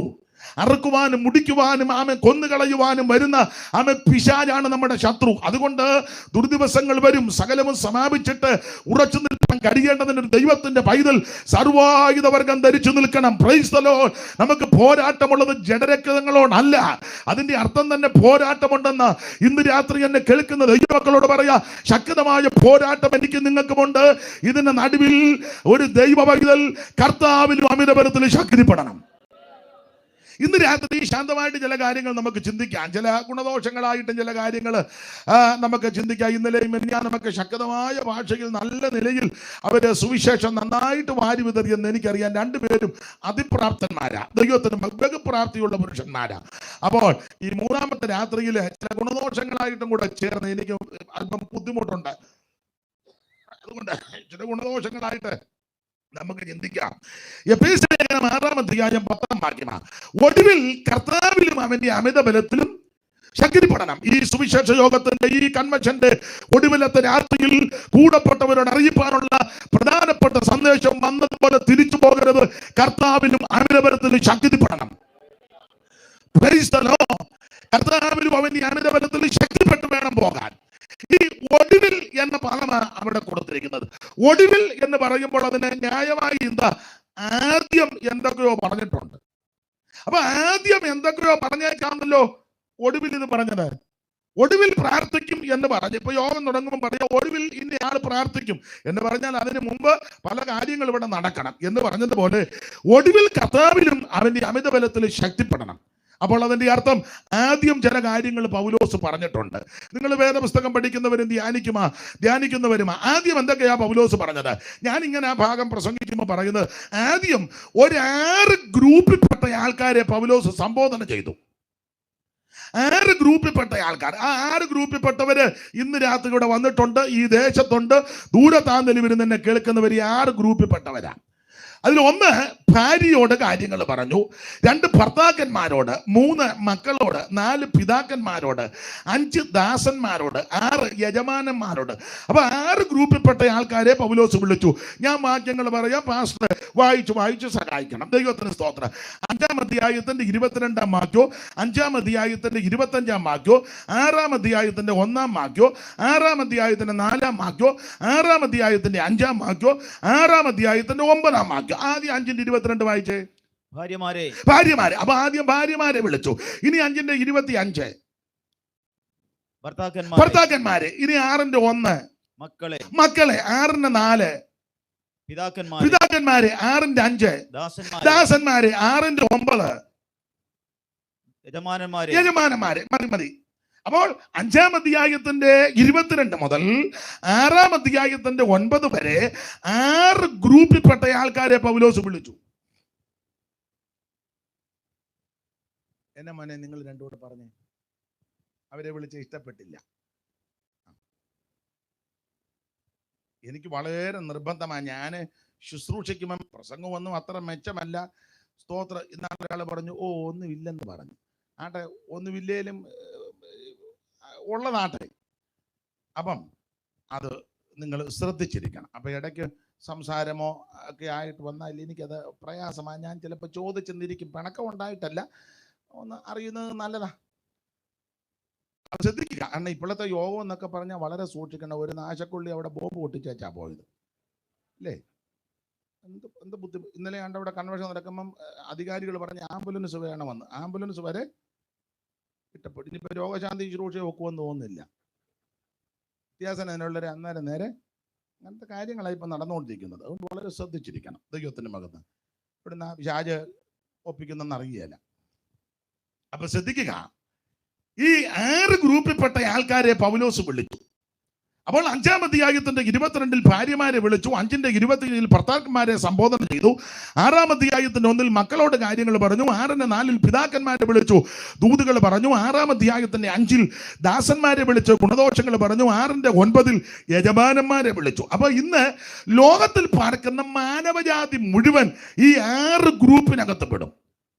ഒന്നെങ്കിൽ നീ ഭാര്യയുടെ വശത്ത്, അല്ലെങ്കിൽ ഭർത്താവിന്റെ നില, അല്ലെങ്കിൽ മക്കളുടെ വശത്ത്, അല്ലെങ്കിൽ പിതാക്കന്മാരുടെ നില, അല്ലെങ്കിൽ ദാസൻ, ഒന്നുകിൽ യജമാനൻ എന്ന് പറഞ്ഞാൽ ഈ 6 ഗ്രൂപ്പിൽപ്പെട്ട ആൾക്കാരെ വിളിച്ചു വെച്ച് പൗലോസ് പറയുക, ഒടുവിൽ കർത്താവിനും അമിതബലത്തിലും ശക്തിപ്പെടണം എന്ന് പറഞ്ഞാൽ ഇന്ന് ലോകത്തിൽ പാർക്കുന്ന സകല മാനവരാശിയും ഈ 6 ഗ്രൂപ്പിനകത്ത് പെടും. അപ്പോൾ മുഴു ലോകത്തോടും ആ പൗലോസ് പറഞ്ഞിരിക്കുന്നത് കർത്താവിനും അമിതബലത്തിലും ശക്തിപ്പെടണം. ഇന്ന് രാത്രി എന്നെ കേൾക്കുന്ന ദൈവമക്കളോടും ദൂരത്തും ചാരത്തും ശ്രമിക്കുന്നവരോട് ഒരു കാര്യം കർക്കശമായി ഉറപ്പിച്ചും തറപ്പിച്ചും പറയുക, ഈ ദുഷ്ടലോകത്തിൽ കായബലം കൊണ്ട് നിനക്കൊന്നും നേടാനൊക്കത്തില്ല, രാഷ്ട്രീയ ബലം കൊണ്ടൊന്നും നേടാനൊക്കത്തില്ല, മതത്തിന്റെ അല്ലെങ്കിൽ സംഘടനയുടെ ബലം കൊണ്ടൊന്നും നടക്കത്തില്ല, അവൻ രാഷ്ട്രീയ സ്വാധീനം കൊണ്ടൊന്നും നടക്കത്തില്ല, നിന്റെ പണമോ പ്രതാപമോ കുടുംബശ്രേഷ്ഠതയോ ഒന്നും നിന്നെ രക്ഷിക്കത്തില്ല. രക്ഷിക്കാൻ കഴിവുള്ളവൻ ദൈവമാണ്. നീ ബലപ്പെടേണ്ടത് ആത്മാവിലുമാണ്. Praise the Lord.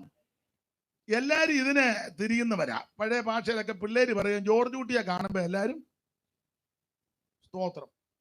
ഒരു 99% ആൾക്കാർ അല്ലയോ ചാ, നിങ്ങൾ എന്തായാലും ഒന്ന് പറ.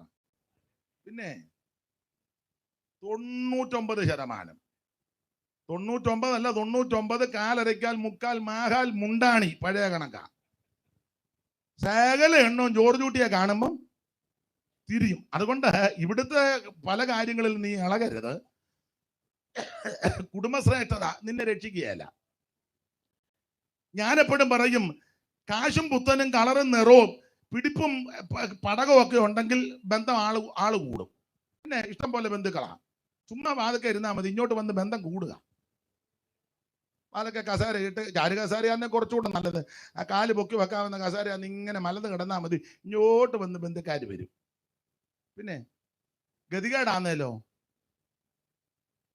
സ്വന്തം സഹോദരൻ പോലും നിന്നോട് മിണ്ടുകയില്ല. അങ്ങനത്തെ ലോകമാണ്. സ്വന്തം അനിയനാ. നമ്മൾ ചോദിക്കുക, പുള്ളി നിങ്ങളുടെ ബ്രദറല്ലേ? കണ്ടിട്ടുണ്ട്, ഒരമ്മയുടെ വയറ്റിൽ നിന്ന് വന്നവനാ, എന്നാലും അവൻ പറഞ്ഞ തന്നെ കണ്ടിട്ടുണ്ട്. ഞാൻ പണ്ടൊരാളോട് ചോദിച്ചു,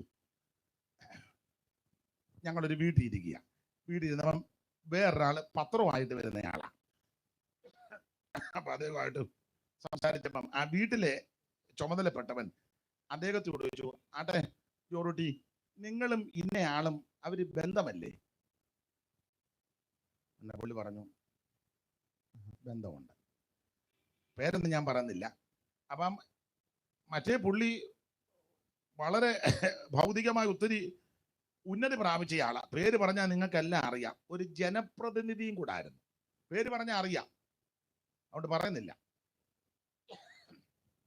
അപ്പൊ ഇദ്ദേഹം ഇപ്പോഴും പത്രമൊക്കെ വീടുകളിൽ കൊണ്ട് കൊടുത്ത് അത് എന്ത് തുച്ഛമായി കിട്ടുന്നതുകൊണ്ട് ജീവിക്കും. അപ്പൊ ഈ വീട്ടുകാരൻ അറിയാം ഇവര് തമ്മിൽ ബന്ധമാണ്. അപ്പൊ അത് വെച്ചാൽ അതെ ജോർജ് കുട്ടി, നിങ്ങൾ തമ്മിൽ ബന്ധമല്ലേ? ഒരു കുടുംബക്കാരല്ലേ? ഒരു കുടുംബം. അപ്പൊ ചോദിച്ചതിന്റെ അർത്ഥം ഇതാ, അവര് നല്ല സാമ്പത്തിക ഭദ്രത നിങ്ങൾക്ക്. പുള്ളി പറഞ്ഞു, ഇപ്പോഴും എന്റെ ഓർമ്മയിലുണ്ട്, പുള്ളി പറഞ്ഞതേ, ഒരു കുടുംബമാ, പക്ഷേ കുടുംബ പേര് ഒരു ചെറിയ സ്പെല്ലിംഗ് മിസ്റ്റേക്ക് ഉണ്ടെന്ന് പറഞ്ഞു. അവരുടെ വീട്ടുപേര് കൈതപ്പുറം വന്ന. കാശുള്ള പുള്ളിയുടെ അപ്പൻ മൂത്തയാളും പത്രം കൊണ്ട് വരുന്ന പുള്ളിയുടെ അപ്പൻ അദ്ദേഹത്തിന്റെ അനിയൻ ഇളയാള. ഒരു കുടുംബമാ കൈതപ്പുറമ്പ്. പുള്ളി വളരെ സരസമായിട്ട് പറഞ്ഞു, ഒരു കുടുംബമാ, പുള്ളിയുടെ അപ്പൻ ചേട്ടനും എന്റെ അപ്പൻ അനിയനും, ഞങ്ങളൊരു കുടുംബക്കാരാ, പിന്നെ സ്പെല്ലിംഗ് മിസ്റ്റേക്ക് എന്ന് പറഞ്ഞു. എന്തുവാ സ്പെല്ലിംഗ് മിസ്റ്റേക്ക്? ഉടനെ പുള്ളി പറഞ്ഞു, അവരുടെ വീട്ടുപേര് കൈതപ്പുറമ്പെന്ന് തന്നെ, ഞങ്ങളുടെ വീട്ടുപേര് കഴുതപ്പുറമ്പെന്നാക്കി. അപ്പൊ ഈ കേട്ട പുള്ളി രസിക്കനാ. പുള്ളി വെച്ച് അതെന്നാ? അപ്പൊ അവിടുത്തെ അപ്പനും ഇവിടുത്തെ അപ്പനും ഒരു വലിയ കൃഷി രാജാവിന്റെ കൃഷിക്കാരായിരുന്നു, നോട്ടക്കാരാ. അപ്പൊ പുള്ളി പറഞ്ഞതാ, അദ്ദേഹം 50 ചാക്ക് വളം കൊടുത്താൽ അവരുടെ അപ്പൻ 20 ചാക്ക് കണ്ടത്തിലിടും, ബാക്കി 30 ചാക്ക് വിറ്റ് കാശ് വീട്ടിൽ കൊണ്ടുവരും. ഞങ്ങളുടെ അച്ചായൻ 50 ചാക്ക് കൊടുത്ത 50 ചാക്കും കണ്ടത്തി വിതച്ച് ഇട്ടു പോരും. നിങ്ങൾക്ക് മനസ്സിലായി കാണും. 50 പറ വിത്ത് വിതയ്ക്കാൻ പുള്ളിയുടെ കൈ കൊടുത്ത പുള്ളി 20 പറ വിതച്ചേച്ച് 30 പറ പുള്ളി വേറെ വിറ്റേച്ച് പുള്ളിയുടെ ആ കാശ് കൊണ്ടുവരും. ഞങ്ങളുടെ അച്ചായൻ 50 പറ അങ്ങ് വിതയ്ക്കും. അങ്ങനെ കയറി കയറി അവര് മെച്ചത്തിലായി. അപ്പൊ ഞങ്ങൾ പിള്ളേര് കൂടി പറഞ്ഞ അവരുടെ ചിന്തയാ, നമ്മുടെ അച്ചായനിൽ കഴുതയാ, അതുകൊണ്ട് വീട്ടുപേര് മാറ്റാം, കഴുതപ്പറമ്പ്. അത് കഴുതപ്പറമ്പ്. നിങ്ങൾക്ക് മനസ്സിലായോ? ഞാൻ പറഞ്ഞതിന്റെ സാരം ഇത്ര ഉള്ളു. കാശും പുത്തനും ചുറ്റുപാടും കൊണ്ട് ബന്ധമൊക്കെ ഇഷ്ടം പോലെ വരും. ഇതൊന്നുമില്ലെങ്കിൽ ഒരു കുഞ്ഞുങ്ങൾ നിന്നെ മൈൻഡ് ചെയ്യത്തില്ല, സ്വന്തം സഹോദരങ്ങൾ പോലും നിന്നെ ഗവനിക്കത്തില്ല. പക്ഷേ എല്ലാവരും നിന്നെ തള്ളിക്കളഞ്ഞാലും ഉപേക്ഷിച്ചാലും ആമൻ ത്യജിച്ച് കളഞ്ഞാലും നിന്നെ കളയാത്തൊരുവനുണ്ട്, നസറയനാകുന്ന യേശു. അവിടുന്ന് തിരുവായി മുടിഞ്ഞത്, ഞാനോ ലോകാവസാനത്തോളം എല്ലാ നാളും നിങ്ങളുടെ കൂടെയുണ്ടെന്ന് അരുളി ചെയ്തവൻ. നിന്നെ അനാഥനായിട്ട് വിടത്തില്ല, ഉപേക്ഷിക്കത്തില്ല, തള്ളിക്കളയത്തില്ല, ത്യജിക്കത്തില്ല. നീ നശിച്ചു പോകാൻ അവിടുന്ന് അനുവദിക്കത്തില്ല. ഇന്ന് രാത്രി ആ യേശുവിന് ഹൃദയം കൊടുക്ക്, യേശുവിനായി സമർപ്പിക്ക്. നിനക്ക് നിന്റെ കുടുംബത്തിന് രക്ഷയാ. ഈ കുടുംബസേട്ടനെ പറഞ്ഞിരുന്നാൽ നിനക്ക് രക്ഷപ്പെടുകയല്ല. ഞങ്ങൾ തോമാസ്ലിയ വന്ന കാലത്തുള്ളതാണ്. അപ്പൊടിയാ ഇപ്പൊടിയാ അതൊക്കെ കുഴപ്പമില്ല, അങ്ങനെ ഇരിക്കട്ടെ. പക്ഷേ നീ സ്വർഗത്തിൽ പോകണമെങ്കിൽ രക്ഷിക്കപ്പെടണം. യേശു ക്രിസ്തുവിനെ രക്ഷിതാവായി സ്വീകരിക്കണം. മറ്റൊരുത്തനും രക്ഷയില്ല. രക്ഷിക്കപ്പെടുവാൻ ആകാശത്തിന് കീഴിൽ മനുഷ്യരുടെ ഇടയിൽ നൽകപ്പെട്ട ഒരേ ഒരു നാമം, അത് യേശു ക്രിസ്തുവിന്റെ പരിശുദ്ധ നാമമാണ്. സ്തോത്രം. കാശും പുത്തനും അത് ഒന്നും രക്ഷപ്പെടുത്തുകയില്ല. ഇപ്പോൾ ഉള്ള കാശ് നല്ലൊരു പനിക്കില്ല. ഉണ്ടോ? നല്ലൊരു തുമ്മലിനും പനിക്കും. ഇപ്പൊ ഈ ആതുര ശുശ്രൂഷ രംഗമൊക്കെ മിക്കയിടത്തും ബിസിനസ് ആയിരിക്കുക. അതുകൊണ്ട് വളരെ സൂക്ഷിച്ച് വേണം ഡോക്ടറെ കാണാനും പരിശോധന നടത്താനും. അവർ തരുന്ന നിർദ്ദേശം അനുസരിച്ച് മുമ്പോട്ട് നീങ്ങുന്നെങ്കിലും ഓപ്പറേഷൻ വേണമെന്ന് പറഞ്ഞാൽ ആ ഡോക്ടർ പറഞ്ഞെങ്കിൽ ഒരു 3 ഡോക്ടർമാരെയും കൂടെ വേറെ കണ്ട് കൺഫേം ചെയ്തേച്ച് അവർ ചെല്ലുമ്പോൾ പറയും, പെട്ടെന്ന് ഓപ്പറേഷൻ അങ്ങോട്ട് കയറിക്കോ, അല്ല തുറന്നിട്ടിരിക്കുക, കയറിക്കോളാൻ, കത്തിയായിട്ട് നിൽക്കുക, വാ കീറാന്നും പറഞ്ഞു. നീ ഉടനെ എന്നാ കയറിക്കോ, വേണ്ട കിടക്കുന്ന പറഞ്ഞ് അവിടെ കയറി കിടക്കരുത്. വേറെ 2-3 ഡോക്ടർമാരും കൂടെ ചോദിക്കണം. ഞാൻ തമാശ പറഞ്ഞതല്ല, എല്ലാം ബിസിനസ്സാ. ഇപ്പൊ ഈ നിങ്ങൾ കണ്ടിട്ടില്ലേ സൗജന്യ നേത്ര ചികിത്സ? ചുമ്മാ ഇരിക്കുന്ന അച്ചായനെ വിളിച്ചോണ്ട് പോയി, ഒരു കുഴപ്പമില്ല. ആ ചെറിയ അക്ഷരമുള്ള ബൈബിള് വരെ ബൈബിള് വായിച്ചോണ്ടിരുന്നപ്പോൾ വിളിച്ചു പറഞ്ഞത്, നോട്ടീസ് കണ്ടത്, സൗജന്യം. അതാ വിഷയം. സൗജന്യം എന്നൊരു വേട് അതിനകത്ത് വന്നു. ഉടനെ കണ്ണാടി ഇല്ലാതെ പുസ്തകം വായിച്ച ഏലിക്കുട്ടി അച്ചായനെ വിളിച്ചോണ്ട് പോയി. അവിടെ ചെന്ന് ആദ്യം അച്ചായനെ നിങ്ങൾ കൊണ്ട് കയറിയിരിക്കാൻ പറഞ്ഞു. അച്ചായനെ നോക്കിയപ്പോൾ അച്ചായന് കുഴപ്പമൊന്നുമില്ല. തിരിച്ചു ചോദിച്ചപ്പോൾ അമ്മാമയെ കയറ്റി ഇരുത്തി. ഉടനെ അവരതെല്ലാം കൂടെ വെച്ച് നോക്കിയപ്പോൾ ഒരു ചെറിയ ഉടനെ ഇത് നിങ്ങൾ ശ്രദ്ധിച്ചോണം. അതേ, ഒരു ഞരമ്പ് മറ്റേ ഞരമ്പിന്റെ മുകളിൽ കൂടെ കയറി. അങ്ങനെയുണ്ട്. ഇത് ബിസിനസിന്റെ തന്ത്രങ്ങളാണ്. ഇനി ഇത് ഇങ്ങനെ വെച്ചുകൊണ്ടിരുന്നാൽ ആ കണ്ണിന്റെ കാഴ്ച പോകും. തന്നെയല്ല, ആ ഞരമ്പ് ഇങ്ങോട്ട് പോരുന്നത് കൊണ്ട് ഇങ്ങനെ കണ്ണിനും ബാധിക്കാൻ കൊണ്ട് വെപ്രാളം കയറി. എന്തോ കണ്ണാടി വെക്കണം. ഈ കണ്ണാടി 2 വർഷം വെച്ചാൽ മതി. അപ്പൊ ഞരമ്പല്ല, പിന്നെ നോക്കുമ്പോൾ ഞരമ്പ് ഇവിടെ വന്ന് താഴോട്ട് വീഴും. ബിസിനസ്സാണ്. അച്ചായനോടാണ് ഇത് പറഞ്ഞത്. അമ്മാമ്മ സമ്മതിക്കുക കണ്ണാടി മേടിക്കാൻ. അത് കുഴപ്പമില്ല, പ്രാർത്ഥിച്ചു കൊടുത്ത് വരാൻ പറയും. അമ്മാമ്മയുടെ ഞരമ്പ് വിഷയമാണെന്ന് പറഞ്ഞപ്പോൾ വിഷയമാണ്. ഒന്ന് കണ്ണാടിയുടെ ഫ്രെയിമ്, കണ്ണട എല്ലാം കൂടെ 35,000 രൂപ. വീട്ടിൽ ഇരുന്ന് കണ്ണാടി ഇല്ലാതെ വേറെ വായിച്ച കുഞ്ഞുഞ്ഞമ്മയാണ്. ബിസിനസ് ആയത് കൂടുതൽ. നിങ്ങളിപ്പം ചെന്ന ഈ ഡോക്ടർമാരൊക്കെ ചിലർ ബിസിനസ് ഉള്ളവര് അവർ പറയത്തില്ലേ, ചില ക്രെഡിറ്റ് ആയിട്ട് പറഞ്ഞത്, പക്ഷേ ഈ രോഗം അങ്ങനെ എല്ലാവർക്കും ഇല്ല, 3 ലക്ഷം പേരിൽ ഒരാൾക്കേ വരുള്ളൂ. അത് ചെറുതന്നെ എനിക്കാ വന്നേക്കുന്നത്. അപ്പൊ ഞാനാണ് ഇതിന്റെ ക്രെഡിറ്റ്. ഈ ഏരിയയിൽ താലൂക്കിൽ ആർക്കും എനിക്ക് മാത്രമേ. അതായത് ക്രെഡിറ്റ് ആയിട്ടാ പറയാന്. നിങ്ങളെ ചില ആശുപത്രിയിലൊക്കെ അവരവിടെ ബിൽഡിംഗ് പണി പല പരിപാടിയാണ്. നമ്മൾ ചില ക്രെഡിറ്റ് നീ അല്ലോ കാണാനാ ചെല്ലുന്നത്. ഒന്ന് ഡ്രൈവറോ അല്ലെങ്കിൽ വീട്ടിലെ കാറുമായിട്ട് അവർ വീൽ ചെയറുമായിട്ട് വരും, നടക്കാമെങ്കിലും വീൽ ചെയറിഞ്ഞ് കൊണ്ടുവരും. അവിടെ ചെല്ലുമ്പോൾ അമ്മച്ചിക്ക് തീരുമാനിക്കും. അമ്മച്ചിയുടെ വീട്ടിലെടുത്ത് ഒരു തെങ്ങ അപ്പുറത്ത് കണ്ടത് ആരാടാന്ന് പറഞ്ഞ് കൈമൂടി എടുത്തോണ്ട് ഓടിയ തള്ളയാ. ശ്രദ്ധിച്ചേ, ഒരു കോഞ്ഞാട്ട് പോലും തള്ള നാട്ടുകാർ കൂടുതലല്ല. ഞാൻ തമാശ പറഞ്ഞതല്ല. പക്ഷെ അവിടെ ചെന്നപ്പോ അവർ വീൽ ചെയർ വന്നപ്പോ അമ്മയ്ക്ക് തീരെ വയ്ക്കാം. പിന്നെ വീൽ ചെയറെ തള്ളിക്കൊണ്ട് പോയി. പിന്നെ അവര് ബിസിനസ് അല്ലേ, അവരും കാര്യമൊക്കെ ചോദിച്ചാൽ പരിശോധന ചോദിച്ചു. അമ്മച്ചിയുടെ പേര്, എൻ്റെ പേര് സാറാമ്മ ജോർജ്. അവർക്ക് മനസ്സിലായി പിടിപ്പുള്ളതല്ല ഞാൻ. പിന്നെ അവർ ചോദിക്കും മക്കളുണ്ടോ? 5 പേര്. നാട്ടിലാണോ? ഇല്ല, മൂത്തവൻ കാനഡ. അപ്പൊ അവർക്ക് മനസ്സിലായി ആ കെട്ടിടം ഈ തള്ളെ വെച്ച് പണിയണം. അവിടെ കെട്ടിടം പണിതുകൊണ്ടിരിക്കുക. അവര് അതാണ് എഴുതി വെക്കുന്നത്, അല്ലെ അവര് മറന്നു പോകും. രണ്ടാമത്തെ ആള് അവൻ ന്യൂയോർക്കില്ല. അപ്പൊ അവര് തീരുമാനിച്ച് തള്ളനെ ഉടനെ വിടുകയല്ലെന്ന്. അമ്മ ക്രെഡിറ്റിനായി ഇത് പറയുന്നേ. മക്കൾ ആരും അല്ലും കൂടെ ഉണ്ട്? ഇല്ലില്ല, ആരുമില്ല. അവരിപ്പം വിളിക്കും. അന്നേരം ഒരു കോള് വന്ന്, രണ്ട് ഡോക്ടറെ മോൻ വിളിക്കുന്നു. ഉടനെ ഡോക്ടറും മോനും കൂടെ സംസാരിച്ചു. അവനെ ഇങ്ങോട്ട് വരാനോ നോക്കാനോ ഒക്കത്തില്ല. അതിനുവേണ്ടി അവൻ അവിടെ ഇരുന്ന് പറയും, ചില പിള്ളേര് ഡോക്ടറെ കാശൊന്നും നോക്കണ്ട, എങ്ങനെ വേണേലും അമ്മച്ചിയെ നാളെ എന്ത് പ്രയാസമാണെന്നറിയാം. ഇതെല്ലാം ബിസിനസ്സാ കൂടുതലും. എന്നാൽ മാന്യമായി ശുശ്രൂഷിക്കുന്ന ഇടവും ഉണ്ട്, ഇല്ലെന്നല്ല ഞാൻ പറഞ്ഞത്. അതുകൊണ്ട് കയ്യിലിരിക്കുന്ന കാശ് അധികം ഉതകുകയല്ല. ഒരു നല്ല പനിക്കില്ല. നീ പണത്തിൽ അഹങ്കരിക്കരുത്. സ്തോത്രം. അഹങ്കാരമെല്ലാം നമ്മൾ കണ്ടതല്ലേ കുറച്ച് നാൾ മുമ്പ്, ഇല്ലേ?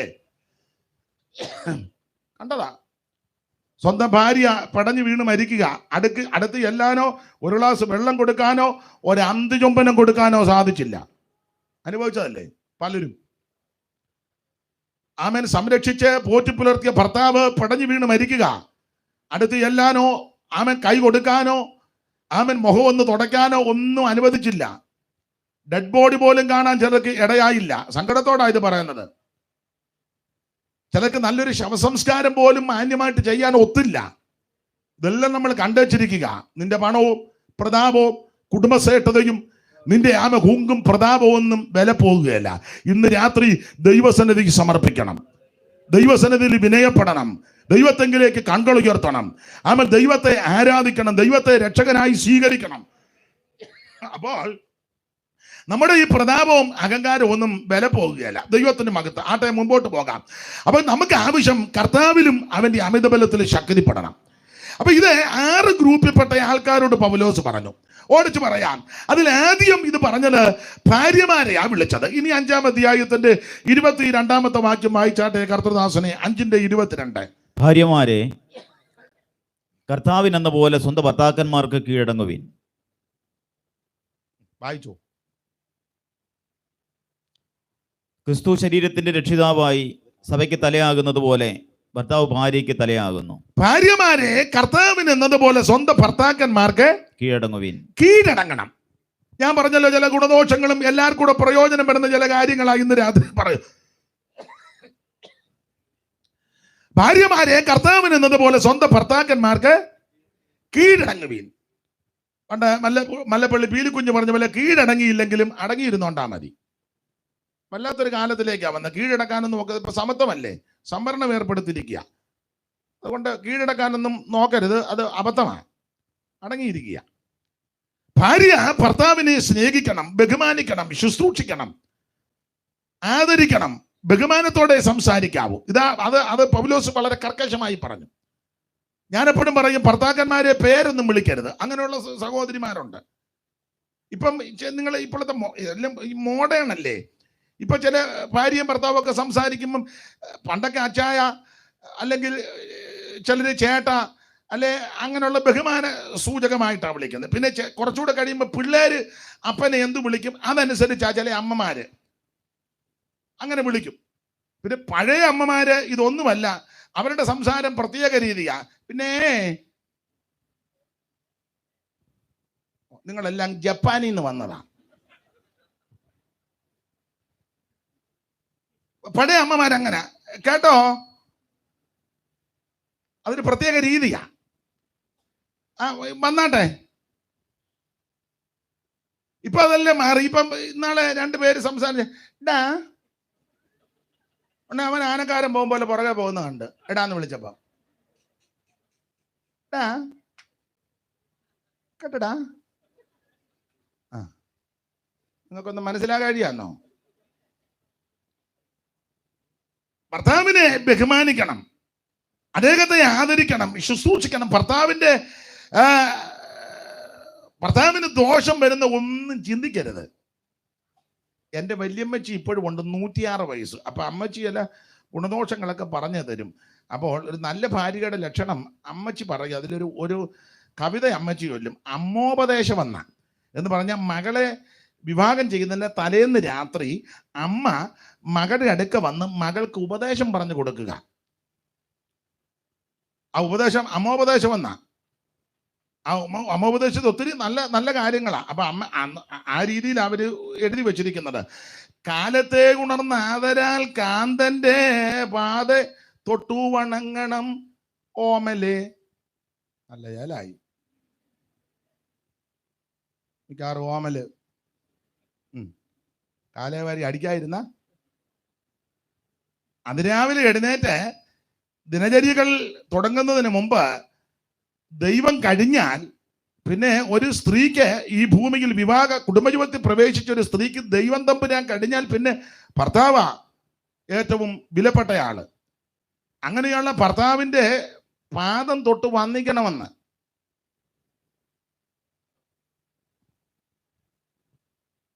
എന്നെ എല്ലാവർക്കും ഒരു അരുതാഴിയ പോലെ എന്നാ വേണ്ട, തൊട്ട് വന്നിച്ചില്ലെങ്കിലും കാലേ വരി അടിക്കാതിരുന്നാ മതി. അതിലെ ഒറ്റടിക്കല്ലയോ അവനെ കൊന്നത്. അപ്പൊ അമ്മോപദേശം, ആ ഉപദേശത്തിനകത്ത് ധാരാളം കാര്യങ്ങളുണ്ട്. ആ കാര്യത്തിൽ വേറൊരു കാര്യം പറഞ്ഞിരിക്കുന്നത്, ഭർത്താവില്ലാത്ത നേരത്തെ മറ്റ് സ്ത്രീകള് വായാടി പെണ്ണുങ്ങൾ വരും കുറ്റവും കുറവും പറയാൻ. അത്തരം ഭാഷണം കേട്ട് നീ ഇരിക്കരുതെന്നാ. മനസ്സിലായോ? ഭർത്താവില്ലാത്ത നേരത്ത് ഭർത്താവിന്റെ വീട്ടുകാരുടെ കുറ്റോ അമ്മയുടെ കുറ്റോ സഹോദരങ്ങളുടെ കുറ്റോ ആ വീടിന്റെ പഴയ കാര്യങ്ങളൊക്കെ പറഞ്ഞ് നാറ്റിക്കാൻ വേണ്ടി പലരും കടന്നു വരും. ലോഹ്യമൊക്കെ പറഞ്ഞ അങ്ങനെയുള്ള സംസാരത്തിനും അങ്ങനെയുള്ള കാര്യങ്ങൾക്ക് നിന്റെ ചെവി ചായിക്കരുത്. ഞാൻ ആ ഭാഗം അങ്ങ് വിടുക, വളരെ ശ്രദ്ധിക്കണം. അപ്പൊ ഭർത്താവിനെ ബഹുമാനിച്ച് ആദരിച്ച് ശുശ്രൂഷിച്ച് കീഴ്പ്പെട്ട് അനുസരിച്ച് ജീവിക്കണം. അതാണ് പൗലോസ് അവിടെ കർക്കശമായിട്ട് ഓർപ്പിക്കുന്നത്. കർത്താവിന് മകത്ത്. ഇനി ഭർത്താക്കന്മാർക്ക് നിർദ്ദേശമുണ്ട്. 25-ാം വാക്യം, 25, ഇതൊക്കെ നമുക്ക് അറിവുള്ള വാക്യം, എങ്കിലും പൊതുജനത്തിനൂടെ പ്രയോജനമാകട്ടെ എന്നോർത്ത് പറയുക. ഭർത്താക്കന്മാരെ ക്രിസ്തുവും സഭയെ സ്നേഹിച്ചതുപോലെ നിങ്ങൾ ഭാര്യമാരെ സ്നേഹിപ്പിക്കും. നിങ്ങളുടെ ഭാര്യ, ഇത് വിവാഹ ശുശ്രൂഷകൾ സാധാരണ പറയും, പക്ഷെ ആരും ഇപ്പൊ കേൾക്കുകയല്ല. എല്ലാവരും ആ ഷട്ടറിന്റെ അവിടെ പോയി നിൽക്കുക. തന്നെയല്ല, നമ്മൾ പെന്തിക്കോസുകാരുടെ കല്യാണത്തിന് വിളിച്ചാൽ അവർ ചോദിക്കുക എപ്പോഴാ കല്യാണം തുടങ്ങുന്നത്? 10:30 തുടങ്ങും. എപ്പോഴായിരിക്കും തീരുന്നത്? മിക്കവാറും ഒരു 12:30 1 മണി. അവർ ആ 12:30 വരുവുള്ളൂ. ഇത് പറയാൻ നോർത്താ കേൾക്കാനും ആളില്ല. അപ്പൊ പിന്നെ ഇന്നാന്നേ 2 പേര് കേൾക്കുമല്ലോ. ഇതൊക്കെ തന്നെ ഞങ്ങളും പറയുന്നത്. അപ്പോൾ ഭർത്താക്കന്മാരോട് പറയുക കർക്കശ നിർദ്ദേശം, ഭർത്താക്കന്മാരെ നിങ്ങളുടെ ഭാര്യമാരെ സ്നേഹിപ്പി. അവൻ അവളെ വചനത്തോടു കൂടിയ ജലസ്നാനത്താൽ. എങ്ങനെ സ്നേഹിക്കണം? ക്രിസ്തു സഭയെ സ്നേഹിച്ചതുപോലെ. എങ്ങനെ? യാതൊരു യോഗ്യതയും ഗുണഗണങ്ങളും വിശേഷതകളും നോക്കി അല്ല സ്നേഹിച്ചത്. ഞാൻ മുമ്പ് സൂചിപ്പിച്ചല്ലോ, എനിക്ക് നിങ്ങൾക്കും യാതൊരു ഗുണഗണങ്ങളില്ല, യാതൊരു വിശേഷതയില്ല, യാതൊരു ശ്രേഷ്ഠതയില്ല. ഒരു ശ്രേഷ്ഠതയും ഒരു യോഗ്യതയും ഇല്ലാതിരുന്നപ്പോഴാണ് അവിടുന്ന് നമ്മളെ സ്നേഹിച്ചത്. അതുപോലെ ഭർത്താവ് ഭാര്യയെ ആ വിധത്തിൽ സ്നേഹിക്കണം. ഇതാണ് കാൽവറിയിലെ സ്നേഹം.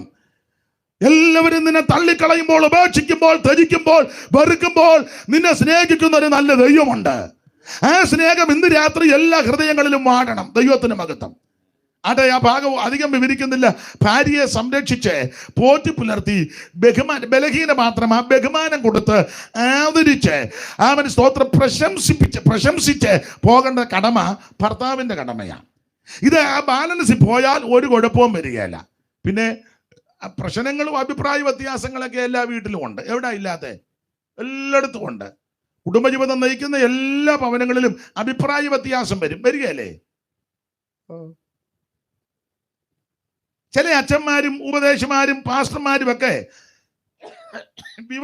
വിവാഹ ശുശ്രൂഷയിലെ ചിലര് പറയുന്ന കേട്ടിട്ടുണ്ട്, എല്ലാരും അല്ല, ചിലര് പ്രസംഗമധ്യേ പറയും, എൻ്റെ വിവാഹം കഴിഞ്ഞിട്ട് 35 കൊല്ലമായി എൻ്റെ ഭാര്യ അന്നമ്മ ഇവിടെ വന്നിട്ടുണ്ട്, ഞങ്ങൾ തമ്മിൽ ഇന്ന് വരെ ഒരു അഭിപ്രായ വ്യത്യാസം ഉണ്ടായിട്ടില്ല. അവൻ കൊച്ചുണ്ണിയുടെ ചേട്ടനാ. ഏത് കൊച്ചുണ്ണിയാണ് ചിലർക്ക് പിടികിട്ട് കാണുക? ഏതാ? അങ്ങേര് കുറച്ചുകൂടെ ചൊവ്വുള്ളതായിരുന്നു.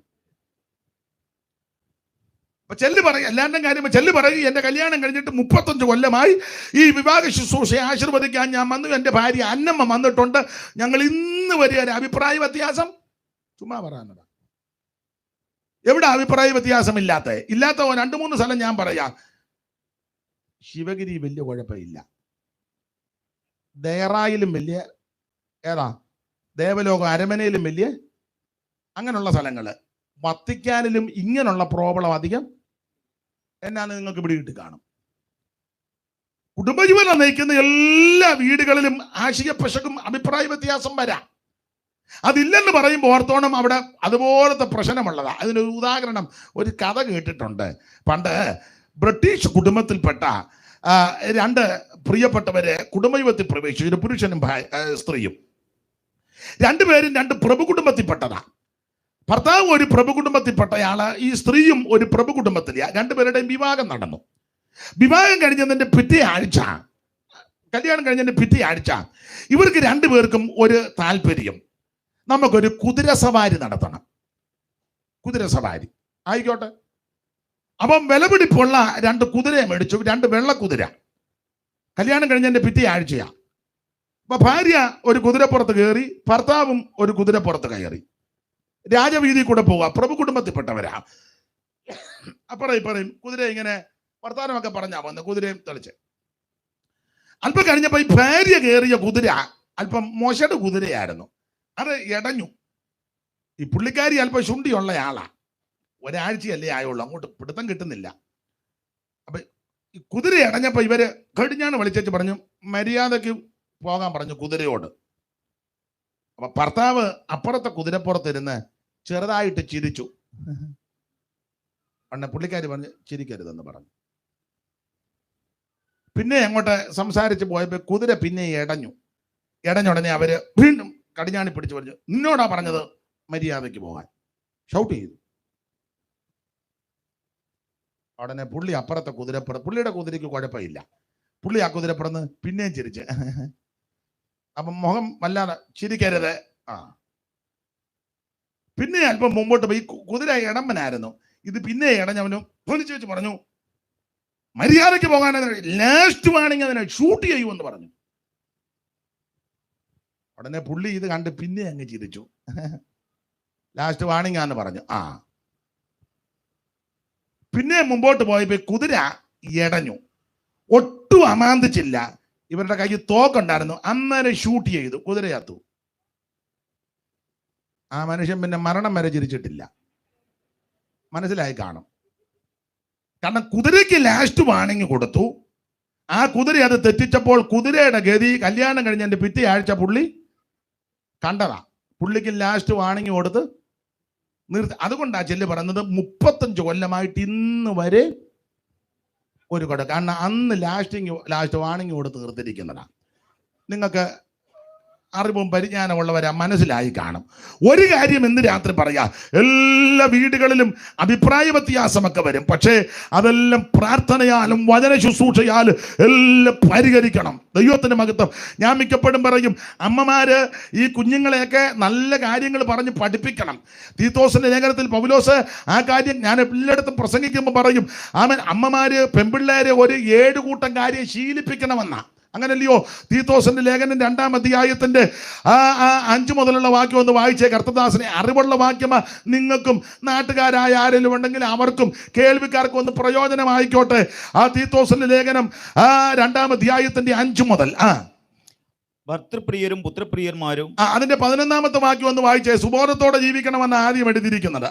സകല മനുഷ്യർക്കും സകല മനുഷ്യർക്കും രക്ഷാകരമായ ദൈവകൃപ ഉദിച്ചുവല്ലോ. നാം ഭാഗ്യകരമായ പ്രത്യാശയ്ക്കായിട്ട് മഹാദൈവവും നമ്മുടെ രക്ഷിതാവുമായ യേശുക്രിസ്തുവിന്റെ തേജസ്സിന്റെ പ്രത്യക്ഷതയ്ക്കായിട്ട് കാത്തും കൊണ്ട് ഭക്തികേടും പ്രപഞ്ചമോഹങ്ങളും വർജിച്ചിട്ട് ഈ ലോകത്തിൽ സുബോധത്തോടും നീതിയോടും ദൈവഭക്തിയോടും കൂടെ ജീവിച്ചു പോരേണ്ടതിന് അത് നമ്മെ ശിക്ഷിക്കും. അപ്പൊ ശ്രദ്ധിക്കണം, അവിടെ ഒരു പ്രത്യേക പദം എടുത്തിരിക്കുക. സുബോധത്തോടെ ജീവിക്കണം. ഒരു ദൈവ പൈതൽ ഈ ലോകത്തിൽ സുബോധത്തോടെ. അതെന്നെ അങ്ങനെ പറയാൻ കാര്യം, ആർക്കും സുബോധമില്ല, ഓരോരുത്തർക്കും സുബോധമില്ലെന്നേ. ആർക്കാ സുബോധമില്ലാത്തത്? അവിടെ എത്ര പേർക്കുണ്ട്? ഏതൊക്കെ ഗ്രൂപ്പുകാർക്കില്ലെന്ന് രണ്ടിന്റെ ഒന്ന് വായിച്ച്. ആർക്കാ സുബോധമില്ലാത്ത? രണ്ടിന്റെ ഒന്ന്. നീയോ പത്യോപദേശത്തിന് ചേരുന്നത് പ്രസ്താവിക്കാം. നീയോ പത്യോപദേശത്തിന് ചേരുന്നത് പ്രസ്താവിക്കാം. വൃദ്ധന്മാർ നിർമ്മതരും ഗൗരവവും സുബോധമുള്ള. അപ്പം വൃദ്ധന്മാർക്ക് സുബോധമില്ല. ചില വീടുകളിലെ ചിലർക്ക് ഒരു 60 കഴിഞ്ഞാൽ ചിലതിന് സുബോധമില്ല. പാടാൻ പറഞ്ഞാൽ പ്രാർത്ഥിക്കാൻ പറഞ്ഞാൽ പാടും. ചുരുക്കി പറഞ്ഞാൽ നീട്ടി പറയും. സുബോധമില്ല ചിലയിടത്ത്, എല്ലായിടത്തും അല്ല. ചില അപ്പന്മാർക്ക് 60 കഴിഞ്ഞാൽ പിന്നെ സുബോധമില്ല. ഇപ്പൊ അമ്മച്ചിമാര് പറയുക, പാസ്റ്ററെ കുറച്ചുകൂടെ പറഞ്ഞു കൊടുക്കുക, അങ്ങേര് വന്നിട്ടുണ്ട് കുറെ നാളായിട്ട്, ഞാൻ പറയണമെന്ന് ഓർത്താ ഞാൻ പറഞ്ഞ എന്നെ ഇടിക്കും, അതുകൊണ്ട് പാസ്റ്റർ അങ്ങ് പറയും. ഇപ്പം ദൂരെ എന്ന് പറയുന്നതുകൊണ്ട് കയറി തെല്ലുകയില്ല. വന്നിട്ടുണ്ട്. ഈയിടെ അടിച്ചൊരു സുബോധക്കുറവ് ഉണ്ട്, അമ്മമാരുടെ ചിന്തയാ. അപ്പൊ അപ്പന്മാർക്ക് സുബോധമില്ല. പരിശുദ്ധാത്മാവിന് തെറ്റ് പറ്റത്തില്ല. അടുത്ത വാക്യം വായിച്ചേ. വേറെ ആർക്കാ സുബോധം? അമ്മയ്ക്കും സുബോധമില്ല. അടുത്തത് വിശ്വാസത്തിലും സ്നേഹത്തിലും സഹിഷ്ണുതയിലും ആരോഗ്യമുള്ളവരും ആയിരിക്കണം. അടുത്തത് എന്നും വൃദ്ധന്മാരും അങ്ങനെ തന്നെ നടപ്പിൽ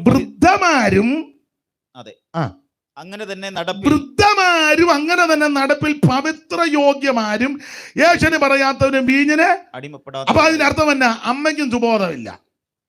2-ാം അധ്യായത്തിന്റെ 1 മുതൽ അപ്പന് സുബോധമില്ല.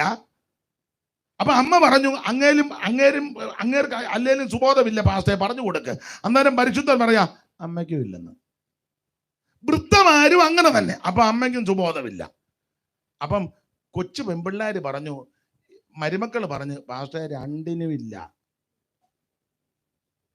ആശ്വാസവനിലെ നമ്പർ എന്തെങ്കിലും ഉണ്ട്, ഞാൻ പല പ്രാവശ്യം വിളിക്കാൻ ഒരുങ്ങിയതാ. മനസ്സിലായി കാണും. രണ്ടിനും സുബോധമില്ല. അപ്പനും സുബോധമില്ല, അമ്മയ്ക്കും സുബോധമില്ലെന്ന് മകള് പറയുക. അപ്പം 4-ാം വാക്യം വായിച്ചേ. ദൈവവചനം ദുഷിക്കപ്പെടാതിരിക്കേണ്ടതിന് യൗവനക്കാരത്തികളെ ഭർത്തൃപ്രിയരും പുത്രപ്രിയമാരും സുബോധവും. അപ്പൊ യൗവനക്കാരത്തിക്ക് സുബോധമില്ല. എങ്ങനുണ്ട്? അപ്പൊ അപ്പന് സുബോധമില്ല, അമ്മയ്ക്കും സുബോധമില്ല. അപ്പൊ മരുമകൾ പറഞ്ഞു, അല്ലെ മകള് പറഞ്ഞു, രണ്ടിനുമില്ല. അപ്പൊ പരിശുദ്ധാത്മ പറയാ യൗവനക്കാരത്തിക്കും സുബോധമില്ല. അപ്പൊ സഹോദരൻ പറഞ്ഞു, എന്റെ പൊന്നു പാസ്റ്ററെ, ഇതുങ്ങളെ 3-നെയും കൊണ്ട് ഞാൻ കുഴഞ്ഞു. അച്ചായനുമില്ല, അമ്മച്ചിക്കുമില്ല, അവ കൊട്ടുമില്ല. അന്നേരം 6-ാം വാക്യം വായിച്ച്. യൗവനം യൗവനക്കാരെയും സുബോധമുള്ളവരായിരിക്കാൻ. അപ്പൊ യൗവനക്കാരന് സുബോധമില്ല. ചുരുക്കി പറഞ്ഞ ഒരെണ്ണത്തിന് സുബോധമില്ല. അപ്പന് സുബോധമില്ല, അമ്മയ്ക്ക് സുബോധമില്ല, മകൾക്ക് സുബോധമില്ല, മകനും സുബോധമില്ല. ഇപ്പൊ നിങ്ങൾക്കൊരു ചിന്ത, ഉപദേശമാർക്ക് സുബോധം ഉണ്ടോന്ന്? അച്ഛന്മാർക്ക് ഉപദേശം അതുങ്ങൾക്കും ഇല്ല, മിക്കതിനും. വായിച്ചേ. അപ്പോസ്തല പ്രവൃത്തി 12-ാം അധ്യായത്തിന്റെ 11-ാമത്തെ വാക്യം വായിച്ചേ. അപ്പോസ്തല പ്രവൃത്തി 12-11 അറിവുള്ള വാക്യം എന്നാലും ഒന്ന് വായിച്ചു. അപ്പോസ്തല പ്രവൃത്തി 12-ാം അധ്യായത്തിന്റെ 11-ാമത്തെ വാക്യം. പത്രോസിന് സുബോധം വന്നിട്ട്. സഭയുടെ പോപ്പ, പുള്ളിക്കും സുബോധമില്ല. പത്രോസിന് സുബോധം. ചുരുക്കി പറഞ്ഞ ഈ ലോകത്തിൽ മിക്കവർക്കും സുബോധമില്ല. സുബോധമില്ലാത്ത ലോകത്തിൽ ഒരു ദൈവ പൈതൽ ഭക്തികേടും പ്രപഞ്ചമോഹങ്ങളും വർജിച്ചിട്ട് ഈ ലോകത്തിൽ സുബോധത്തോടും നീതിയോടും ദൈവഭക്തിയോടും ജീവിച്ചു വരണം. എന്തിനാണെന്നറിയാമോ? യേശുക്രിസ്തു വരവിന് ഒരുങ്ങാൻ. അതെ. അപ്പോൾ ഭാര്യ ഭർത്തൃ ജീവിതത്തിലെ കടമകളും ഉത്തരവാദിത്തങ്ങളും 5-ാം അധ്യായത്തിന്റെ 22-ലും അതിന്റെ 25-ൽ. ഇനി 6-ാം അധ്യായത്തിന്റെ 1 വായിച്ച മക്കളോടുള്ള ബന്ധത്തിൽ 6-ന്റെ 1. മക്കളെ നിങ്ങളുടെ അമ്മയപ്പന്മാരെ കർത്താവിൽ അനുസരിപ്പിൻ. മക്കളെ നിങ്ങളുടെ അമ്മയപ്പന്മാരെ കർത്താവിൽ അനുസരിപ്പിൻ. എന്നെ കേൾക്കുന്ന പ്രിയപ്പെട്ടവരോട് ഒരു കാര്യം പറയാം. മാതാപിതാക്കളെ ബഹുമാനിക്കണം, മാതാപിതാക്കളെ അംഗീകരിക്കണം, മാതാപിതാക്കളെ ശുശ്രൂഷിക്കണം, മാതാപിതാക്കളെ ആദരിക്കണം. ഞാൻ മരണവീടുകളിലൊക്കെ പോകുമ്പോൾ സമയം കിട്ടുകയാണെങ്കിൽ കർക്കശമായിട്ട് പറയും. അപ്പനും അമ്മയും ജീവിച്ചിരിക്കുമ്പോൾ അവരോട് മാന്യമായിട്ട് ഇടപെടണം. മാതാപിതാക്കൾ ജീവിച്ചിരിക്കുമ്പോൾ ഒരു പൂ കൊണ്ട് കൊടുക്കുകയാണെങ്കിൽ അത് മണക്കുകയും ചെയ്യും, ഉമ്മ വെക്കുകയും ചെയ്യും. അതിൻ്റെ ഓരോ ഏതള് പൊടിഞ്ഞാലും അമ്മയും അപ്പനും കളയത്തുമില്ല. എൻ്റെ മോള് തന്ന പൂവാ റോസാപ്പൂ, അല്ലെ എൻ്റെ മോൻ തന്ന റോസാപ്പൂവാന്ന് പറഞ്ഞ് അത് കൂടെ ഉമ്മ വെക്കുകയും കാണുകയും ചെയ്യും. അപ്പനും അമ്മയും ജീവിച്ചിരിക്കുമ്പോൾ വെള്ളവും കൊടുക്കുകയില്ല, മിണ്ടുകയില്ല, മൃഗലിക്കുകയില്ല, അടുത്തും ചെല്ലുകയില്ല. അപ്പനും അമ്മയും മരിക്കുമ്പോൾ നിന്റെ കാശിന്റെ മുഷ്ക് കാണിക്കാൻ കടയിൽ കിടക്കുന്ന പൂവെല്ലാം കൂടെ മേടിച്ച് ഇങ്ങനെ കൊണ്ടുവരുന്ന കാണണം. എന്നാ വീഡിയോക്കാർ അവിടെ കണ്ണ് കാണി ഇപ്പം എടുക്കരുതെന്ന്, ഇപ്പം വെക്കരുത്. എന്തിനിങ്ങനെ? ഈ കാശ് ചിലവാക്കണ്ടായിരുന്നല്ലോ ജീവിച്ചിരുന്നപ്പോൾ ഒരു പൂ കൊണ്ട് കൊടുത്തിരുന്നെങ്കിൽ. ആ പൂ അപ്പനും അമ്മയും ജീവിച്ചിരുന്നപ്പോൾ കൊടുത്തിരുന്നെങ്കിൽ അവർ 2 കൊല്ലം കൂടെ ജീവിച്ചിരുന്നേനും. മാതാപിതാക്കൾ മരിച്ചു കഴിഞ്ഞുകൊണ്ട് പൂവെല്ലാം കൂടെ വെച്ചിട്ട് ഈയിടെ അടുത്ത കാലത്ത് ഒരു അടക്കത്തിന് ഞാൻ ചെന്നപ്പം പൂവിൻ്റെ അഭിഷേകമാ. ഞാൻ എതിര് പറയല്ല. പൂവെല്ലാം കൂടെ വെച്ചിട്ട് തല എവിടാ കാലെവിടാന്നറിയാൻ മേല. ഞാൻ കാലിൻ്റെ അവിടോട്ടാ ചെന്നപ്പം പറഞ്ഞു, അച്ഛാ അവിടെ അല്ല, തലയാണ്ട് അവിടെ എന്ന് പറഞ്ഞു. പിന്നെ തിരിച്ചു വന്ന ആ തല കണ്ടത് കാണാനൊക്കുന്നില്ല, മുഴുവൻ പൂക്കളാണ്.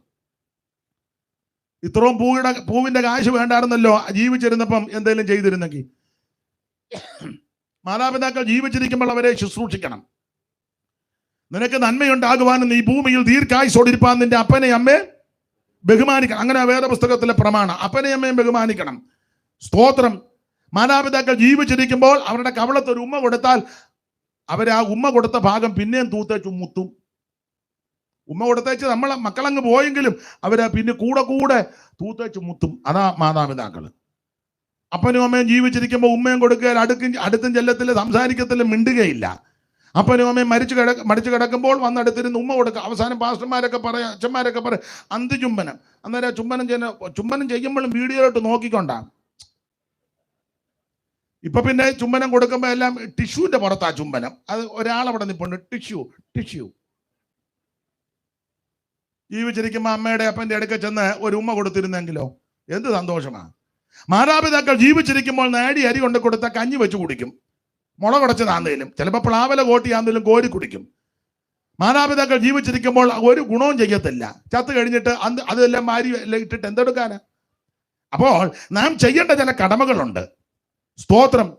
അപ്പനും അമ്മയും ജീവിച്ചിരിക്കുമ്പോൾ അവരുടെ കൂടെ നിന്നൊരു ഫോട്ടോ എടുത്ത് അല്ലെ അവരുമായിട്ട് സഹകരിച്ചാൽ എന്ത് സന്തോഷമാണ്. മാതാപിതാക്കളെ അന്വേഷിക്കാത്ത ധാരാളം ആൾക്കാരുണ്ട്.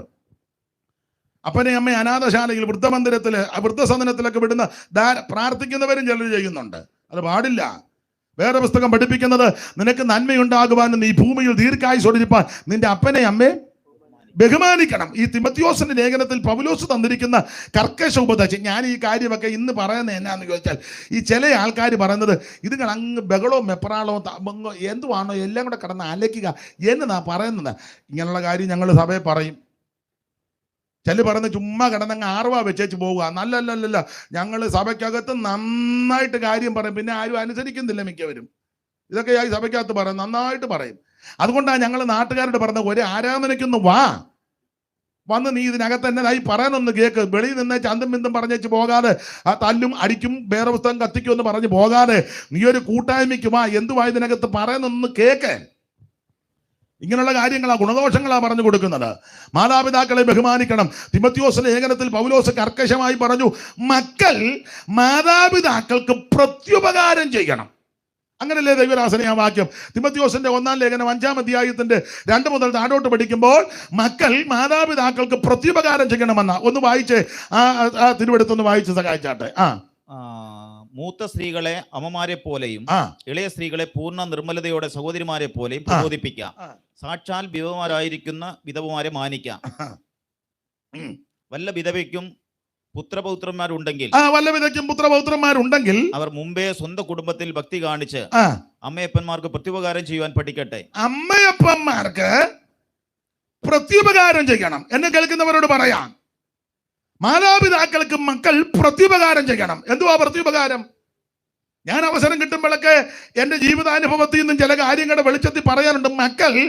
മാതാപിതാക്കൾ പ്രായമാകുമ്പോൾ മക്കൾ മാതാപിതാക്കൾക്ക് പ്രത്യുപകാരം ചെയ്യണം. എന്തുവാ പ്രത്യുപകാരം? മനസ്സിലാകുന്ന ഭാഷയെ പറയാം. ഇങ്ങോട്ട് നോക്കിക്കേ, കുനിഞ്ഞിരുന്ന ഞാൻ പിന്നെ ആരോട് പറയാനാ?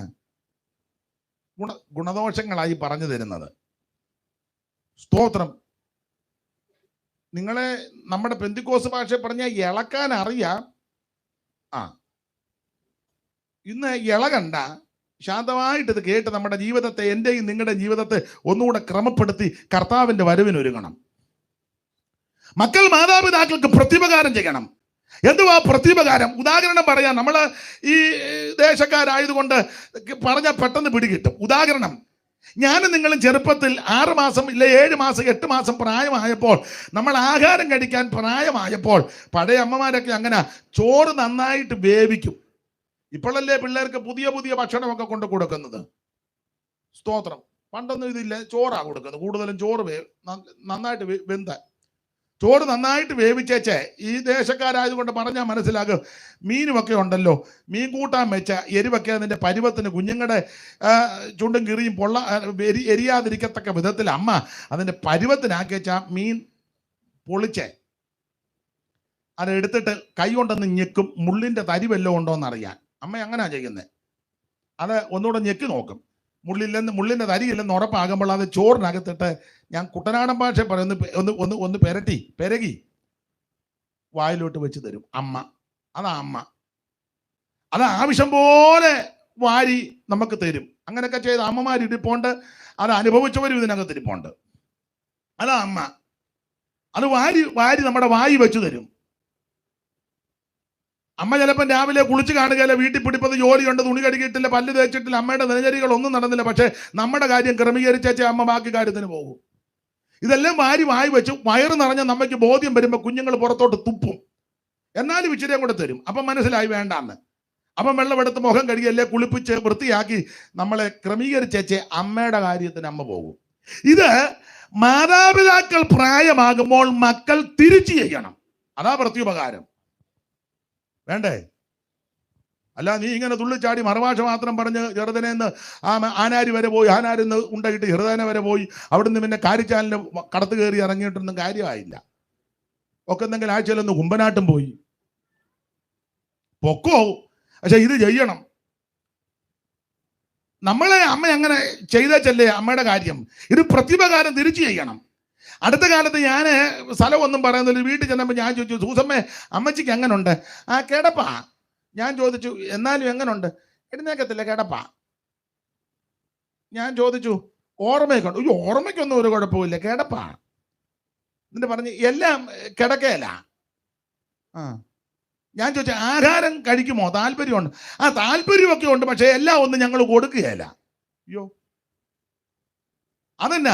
എല്ലാം കിടന്നുകൊണ്ടായത് കൊണ്ട് ബുദ്ധിമുട്ടാ. കണ്ടോ? നമ്മുടെ കുഞ്ഞുനാളിൽ അമ്മ അങ്ങനെ ചെയ്തില്ലല്ലോ. ഞാൻ ഓപ്പണായിട്ട് പറയാം, നമ്മൾ വയറിളകിയപ്പോഴും പനി വന്നപ്പോഴും ദീനം വന്നപ്പോഴും അമ്മ അങ്ങനെ ചെയ്തില്ല. വയറ്റിൽ നിന്ന് ഒഴിഞ്ഞു പോയപ്പോഴും ഛർദ്ദിച്ചപ്പോഴും എല്ലാം അമ്മ കഞ്ഞിവെള്ളത്തിനകത്ത് ഉപ്പ് ചേർത്ത് പിന്നെയും നമുക്ക് തരിക, അല്ലെ കരിക്കും വെള്ളം, അല്ലെ തത്തുല്യമായ വെള്ളം നമുക്ക് കൂടെ അമ്മ തന്നോണ്ടായിരുന്നത്. അല്ലെങ്കിൽ അമ്മ വയറളുക എന്നോർത്ത് അമ്മ തരാതിരുന്നില്ല. ഇത് മക്കൾ മാതാപിതാക്കൾക്ക് തിരിച്ചു ചെയ്യണം. എന്നെ ആർക്കും ഉണർവൊന്നുമില്ല, എനിക്കറിയാം ഉണരുകയല്ലെന്ന്. കുരുക്കൊപ്പിച്ച് വെച്ചിരിക്കുന്നവർക്ക് ആർക്കും ഉണരാനൊക്കുകയല്ല. ഇത് പ്രാഗൽഭ്യത്തോടെ ചെയ്തവർക്കും അനുഭവിച്ചവർക്കും ദൈവത്തെ മഹത്വപ്പെടുത്താനും ഒക്കും. ദൈവത്തിന് മഹത്വം. തിരിച്ചു മക്കൾ ചെയ്യണം പ്രത്യുപകാരം. അമ്മ കടയിൽ പോയപ്പോൾ, തുണിയലക്കാൻ പോയപ്പം, കടവിൽ പോയപ്പം, കല്യാണത്തിന് പോയപ്പം, വിരുന്ന് വീട്ടിൽ പോയപ്പോൾ, പീടിയെ പോയപ്പോൾ, എവിടെ പോയാലും അമ്മയുടെ ഒക്കത്ത് നമ്മളുണ്ടായിരുന്നു. മക്കള് ഇത് തിരിച്ചു ചെയ്യണം. അമ്മയ്ക്കും അപ്പനും ഒക്കെ പ്രായമാകുമ്പോൾ കല്യാണത്തിന് പോകാനോ എന്തെങ്കിലും ചടങ്ങിനൊക്കെ പോകാൻ ആഗ്രഹവും താല്പര്യവും ആരോഗ്യം ഉണ്ടെങ്കിൽ അവരെയും കൂടെ കൊണ്ടുപോകണമെന്നാ പറഞ്ഞതിന്റെ സാരം. മനസ്സിലായോ? ഞങ്ങൾക്കൊരു തള്ളയുണ്ടായിരുന്നു, നമ്മളവിടെ പോയതല്ലേ. അവർക്ക് 98 വയസ്സുണ്ട്. ഇപ്പം 100 ആകാറായി. 98 വയസ്സുണ്ട്. അപ്പോൾ ഒരു അമ്മ മിടുക്കിയായിരുന്നു. മക്കളെല്ലാം കൂടെ ഒരു വീട് കയറി താമസത്തിന് പോകാനൊരുങ്ങി. അപ്പം അമ്മച്ചി പറഞ്ഞു, എടി ഞാനിവിടെ വരാമെന്ന് പറഞ്ഞു. നിങ്ങളങ്ങനെ അവിടെ എങ്ങനെ ചെന്നാൽ മതി എന്ന് പറഞ്ഞു. തള്ളയൊന്നും വേണ്ടി, തള്ള നല്ല ഏകജല്ലി തള്ളയായിരുന്നു. തള്ളയൊന്നും വേണ്ടിയില്ല. ഇവര് ഒരുങ്ങി ബസ് സ്റ്റോപ്പിൽ ചെന്ന് ബസ്സിനാണ് പോകുന്നത്. അപ്പം അമ്മയെ കൊണ്ടുപോകണ്ടല്ലെന്ന് ഓർത്താ. അമ്മ എന്തെടുത്ത് അവരങ്ങോട്ട് പോയപ്പോൾ അമ്മ ഈ വഴി കൂടെ ചെന്ന് ഇവർക്ക് മുന്നേ റോഡ് ചെന്നേച്ച് ഒരു ബൈക്കുകാരൻ്റെ കൈ കാണിച്ചു. 96 തള്ള. നമ്മൾ ഓർക്കുന്നില്ലേ? നമ്മളോട് പറഞ്ഞല്ലേ? ഇവരതിലെ ബസ് സ്റ്റോപ്പിൽ പോയി നിൽക്കുക ബസ് കിട്ടാൻ. നല്ല അന്നേരം കുറുക്ക് കയറി അവിടെ ചെന്നേച്ച് ബൈക്കാ വന്നതിന് കൈ കാണിച്ചു. അവൻ ഒരു പ്രായമുള്ള അമ്മയാണെന്ന്, അമ്മച്ചി എവിടെ പോകാനാ? മോൻ എന്നെ അങ്ങോട്ടൊന്ന് ഇറക്കാൻ പറഞ്ഞു. അപ്പോൾ അവൻ ചോദിച്ചു, അമ്മച്ചി കയറുക? പിന്നെ നീ ബൈക്ക് നിർത്തി, ഞാൻ കയറി വന്ന്. അവളെ ആടി ബൈക്കിൻ്റെ പുറകിരുന്ന് അവനെ അള്ളിപ്പിടിച്ചു. അപ്പം ഇച്ചിരി അങ്ങോട്ട് പോയപ്പം ഈ തള്ള ഇവനും കൂടെ അങ്ങ് ലോഹ്യമായി. അപ്പൊ അവൻ ചോദിച്ചു, അമ്മച്ചിക്ക് എവിടാ പോകണ്ടേ? എടാ എനിക്ക് ഇന്നെടുത്താ പോകണ്ട, നീ എന്നെ ഒന്ന് വിടാവോ എന്ന്. ഉടനെ അവൻ ചോദിച്ചു, അമ്മച്ചി കുഴപ്പമില്ല, എനിക്കൊരു കുഴപ്പമില്ല, നീ അങ്ങ് ബൈക്ക് ഓടിച്ചാൽ മതി എന്ന്. അവന്റെ ബൈക്കിന്റെ പുറകിൽ നിന്ന് 94 തള്ള കയറി താമസം നടക്കുന്ന വീട്ടിൽ ചെന്നു. മോളും മരുമനും എല്ലാം മെസ്സേജ് ചെന്നിറക്കുമ്പോ തള്ള അലുവ തിന്നോണ്ടിരിക്കുന്നു. എങ്ങനെയുണ്ട്? അങ്ങനത്തെ അമ്മമാരും ഉണ്ട്. ഒരു കാര്യം പറയാം, മാതാപിതാക്കൾക്ക് മക്കൾ പ്രത്യുപകാരം ചെയ്യണം, അത്യാവശ്യമാണ്. മാതാപിതാക്കളെ ബഹുമാനിക്കണം, അവരെ ശുശ്രൂഷിക്കണം, അവരെ ആദരിക്കണം. 10 മാസം നൊന്ത് വേദനിച്ച അമ്മ പ്രസവിച്ചത്, അത് അമ്മയോട് ചോദിക്കണം. എല്ലാവരും അമ്മമാർക്കറിയാം. അവരെ അനാഥശാല വിടരുത്, വൃദ്ധസദനത്തിൽ വിടരുത്. കഴിയുമെങ്കിൽ നമ്മൾ തന്നെ വേണം അവരെ ശുശ്രൂഷിക്കാൻ. അതാ ചെയ്യേണ്ടത്. ഞാൻ ദീർഘമാക്കുന്നില്ല, കാരണം ചിലർക്ക് ഇങ്ങനത്തെ പ്രസംഗമൊന്നും ഇഷ്ടമല്ല. അവർക്ക് ഇന്ന് രാത്രി നന്നായിട്ടൊന്ന് ഇളക്കുന്നതായിരുന്നു ഇഷ്ടം. ഇളക്കാനാണെങ്കിൽ കേറ്ററിങ്ങിനിടയ്ക്ക് പോകുന്നതാണ് നല്ലത്. അവിടെ ഒത്തിരി സാധനം ഇളക്കാനുണ്ട്, അടി പിടിക്കാതിരിക്കാൻ. നമുക്ക് ഇന്ന് രാത്രി ചില ഗുണദോഷങ്ങൾ അങ്ങ് പറയാം. കാരണം എനിക്ക് ചുമയും ബുദ്ധിമുട്ടുമായതുകൊണ്ട് ശാന്തമായിട്ട് ഇന്ന് ചില ഗുണദോഷം പറയാം. ആരേലും ഗുണപ്പെടട്ടെ. മാതാപിതാക്കളെ ബഹുമാനിക്കണം, അവരെ ശുശ്രൂഷിക്കണം, അവരെ ആദരിക്കണം. നിനക്ക് നന്മയുണ്ടാകുവാനും നീ ഭൂമിയിൽ ദീർഘായുസ്സോടിരിപ്പാൻ അപ്പനെ അമ്മയും ബഹുമാനിക്കണം. ഉറപ്പിച്ചും തറപ്പിച്ച് പറയാ, നീ മാതാപിതാക്കളെ ആദരിച്ചാൽ, ശുശ്രൂഷിച്ചാൽ അറിയാത്ത വഴിയും നന്മയും ദൈവം ഒരുക്കി തരും. ദൈവത്തിന് മഹത്വം. ഇനി പിതാക്കന്മാരോട് പറയുക, 4-ാം വാക്യം, നിങ്ങളുടെ മക്കളെ കോപിപ്പിക്കാതെ കർത്താവിന്റെ ബാലശിക്ഷയിലും പത്യോപദേശത്തിലും പോറ്റി വളർത്തുവിൻ. മക്കൾക്ക് പത്യോപദേശം കൊടുക്കണം. ഈ 119-ാം സങ്കീർത്തനം പിള്ളേരെ കാണാതെ പഠിപ്പിച്ച് PYPക്കോ YPCക്കോ CAക്കൊക്കെ പറയുന്നത് നല്ലതാ. പക്ഷേ 119 പഠിപ്പിക്കുന്നതിലും നല്ലത് പിള്ളേർക്ക് പത്യോപദേശം പറഞ്ഞു കൊടുക്കണം. വേണ്ടേ? പിള്ളേരെ അത് പറഞ്ഞു കൊടുക്കണം. പ്രായമുള്ളവരെ ബഹുമാനിക്കണം, പ്രായമുള്ളവരെ ആദരിക്കണം, നരച്ചവന്റെ മുമ്പാകെ എഴുന്നേറ്റ് നിൽക്കണം. ഞാൻ എപ്പോഴും പറയും, പണ്ട് നിങ്ങളുടെയൊക്കെ കുഞ്ഞുനാളിൽ ഇപ്പോഴതൊന്നും പിള്ളേരെ പഠിപ്പിക്കുന്നില്ല, പിള്ളേർക്കും വലിയ താല്പര്യമില്ല. പ്രായമുള്ള അപ്പൻ ഭൂമുഖത്ത് തിണ്ണേലിരിക്കുകയാണെങ്കിൽ കൊച്ചു പെൺപിള്ളേര് അകത്ത മുറിയിൽ നിന്ന് തിണ്ണേലോട്ട് വന്ന അമ്മമാര് പറയും, റെഡി ഇച്ചാനെ പിടിക്കുന്ന അപ്പുറം കൂടെ പോകാൻ പറയും. ഇല്ലേ? പറ. പണ്ട് അങ്ങനെ എളുപ്പം ഇതിലേക്കൂടെ ഇറങ്ങി പോകുന്നതാണെങ്കിലും അമ്മമാര് സമ്മതിക്കല. ഇതുവഴി ഇച്ചാനെ പിടിക്കുന്ന അപ്പുറം കൂടെ പോകാൻ പറയും. അന്നത്തെ കാലം. ഇപ്പോഴോ? ഇപ്പൊ ഇച്ചായനാന്നും പറഞ്ഞ് മാറിക്കുന്ന ഒറ്റയടിക്ക് തന്നെ കനാലി കളയും. കാരണം അവർക്ക് ഇതെല്ലാം വന്നോണ്ടിരിക്കുക വാട്സപ്പിനകത്തൂടെ, അതെല്ലാം കൂടെ. അവളത് കണ്ടോണ്ടാ വരുന്നത്. കാരണം അവിടെ നിന്ന് നീ ഇച്ചാനെ നമ്മുടെ ഒറ്റയടിക്ക് തന്നെ പമ്പയാറ്റി കിടക്കും. കയറി വരുമ്പം അവിടെ അനിയത്തി വരുന്നുണ്ട്, കാലുമടക്കി വീണ്ടും. അങ്ങനത്തെ കാലമാ. പണ്ട് അപ്പന്മാരും അല്ലെ മൂത്ത ആങ്ങളമാരും അങ്ങനെയുള്ളവരുണ്ടെങ്കിൽ ഉറക്കെ സംസാരിക്കുക പോലുമില്ല. അത് വളരെ സൂക്ഷിച്ച സംസാരിക്കുകയല്ലെന്നല്ല, വളരെ സൂക്ഷിച്ച ബഹുമാനമാ. നമ്മൾ ഈ ദേശക്കാരായതുകൊണ്ട് നിങ്ങൾക്ക് കുറച്ചുകൂടെ പറഞ്ഞാൽ മനസ്സിലാകും. വാതുക്കൽ ഉച്ച കഴിഞ്ഞോ അല്ലെ 4 മണി സമയത്തോ അല്ലെ വാതുക്കൽ രാവിലെ എപ്പോഴേലും സ്ത്രീകൾ ആ പടിയിൽ അവരുടെ വാതുക്കൽ ഇരിക്കുക. വഴിയിൽ കൂടെ ഒരു പുരുഷൻ പോയാൽ അമ്മമാർ പറയും, റെഡി, ആ 2 ആണുങ്ങൾ പോകുന്ന എഴുന്നേക്കാൻ പറയും. ഇരിക്കുക. ഒന്നാമത് ഇരിക്കുകയല്ല, അഥവാ ഇരുന്നാൽ തന്നെ തലവട്ടം കാണുമ്പോൾ ചാടി എഴുന്നേക്കും. ഒന്നേ അകത്തോട്ട് പാറില്ല, മാറും. ഇന്ന് നേരെ തിരിച്ചാ, അയ്യോ അതിലേ പോകണ്ട, അവിടെ ഒരു അമ്മാമ്മ ഇരിപ്പുണ്ട്, നമുക്ക് ആറ്റി ചാടി പാതിച്ച് അപ്പുറം കയറി പോകുന്നതല്ല. നേരെ എതിരായി. കാരണം വെറുതെ എന്തിനാ പുലിമടക്കാത്തിയെന്ന്. അങ്ങനത്തെ കാലമാ. ബഹുമാനിക്കുന്നില്ല, ബഹുമാനം കൊടുക്കുന്നില്ല. പ്രായമുള്ള മാതാപിതാക്കളെ ബഹുമാനിക്കണം. ഞാൻ എല്ലായിടത്തും എപ്പോൾ ഇത് കർക്കശമായി പറയും. പ്രായമുള്ള അമ്മ, വൃദ്ധയായ അമ്മ ചിലപ്പോൾ കുളിക്കാനായിട്ട് ചൂടുവെള്ളം വേണം, അതുകൊണ്ട് കൊടുക്കണം. വെള്ളം തിളപ്പിച്ചേ, അത് വെട്ടി തിളപ്പിക്കരുത്. 140 ഡിഗ്രി സെൽഷ്യസ് തിളപ്പിച്ചിട്ട് അമ്മച്ചിയെ ഒത്തിരി നാൾ കൊണ്ടൊന്ന് കുളിപ്പിക്കണം എന്ന് ഓർക്കുക. ഏതായാലും ഇന്ന് ഈ ആഴ്ച അമ്മേനെ നന്നായിട്ടൊന്ന് വെട്ടി തിളപ്പിക്കരുത്. വെള്ളം കാലമായൊന്ന് കൈയിട്ട് നോക്കുമ്പോൾ അറിയാം. അതെടുത്ത് ബാത്റൂമിലോ തത്തുല്യമായ സ്ഥലത്ത് കൊണ്ട് വെച്ച് കൊടുക്കണം. എന്നിട്ട് പ്രായമുള്ളവർക്ക് കൈ ഒന്നും വഴങ്ങി കിട്ടുകയില്ല. ഈ ദേഹത്തൂടൊക്കെ നൊരയ്ക്കുന്നത് പോലെ തോന്നും. അതാ തുള്ളനെഴഞ്ഞ് നടക്കുമെന്നൊക്കെ പ്രയോഗമുണ്ടല്ലോ. തോന്നും, ഒന്നുമില്ല, പക്ഷെ അങ്ങ് തോന്നുക. അപ്പൊ അത് ആ ഇഞ്ചയോ അല്ലത്തെ ഈ വാഴയില നന്നായിട്ട് ചെറുതായിട്ട് കീറി കയ്യെ വെച്ചൊന്ന് തിരുമി മയം വരും. അതെടുത്ത് കൊച്ചു പെൺപിള്ളാരോ മരുമകളോ മോളോ ഉണ്ടെങ്കിൽ അമ്മയുടെ ദേഹം പുറമൊക്കെ ഒന്ന് തേച്ച് കൊടുക്കണം. ചിറകെ തൊണ്ടിട്ട് തേക്കരുത്. പ്ലസ് ഇന്നലെ പൊതിച്ച പച്ചത്തേങ്ങയുടെ തൊണ്ട് കിടപ്പുണ്ട്, പപ്പാതി മുറിച്ചോണ്ട് അമ്മച്ചിയെ നമുക്ക് കുനിഞ്ഞു നിർത്തി ഒന്ന് തേക്കണം. ഒത്തിരി നാൾ കൊണ്ട് അമ്മച്ചി ഒന്ന്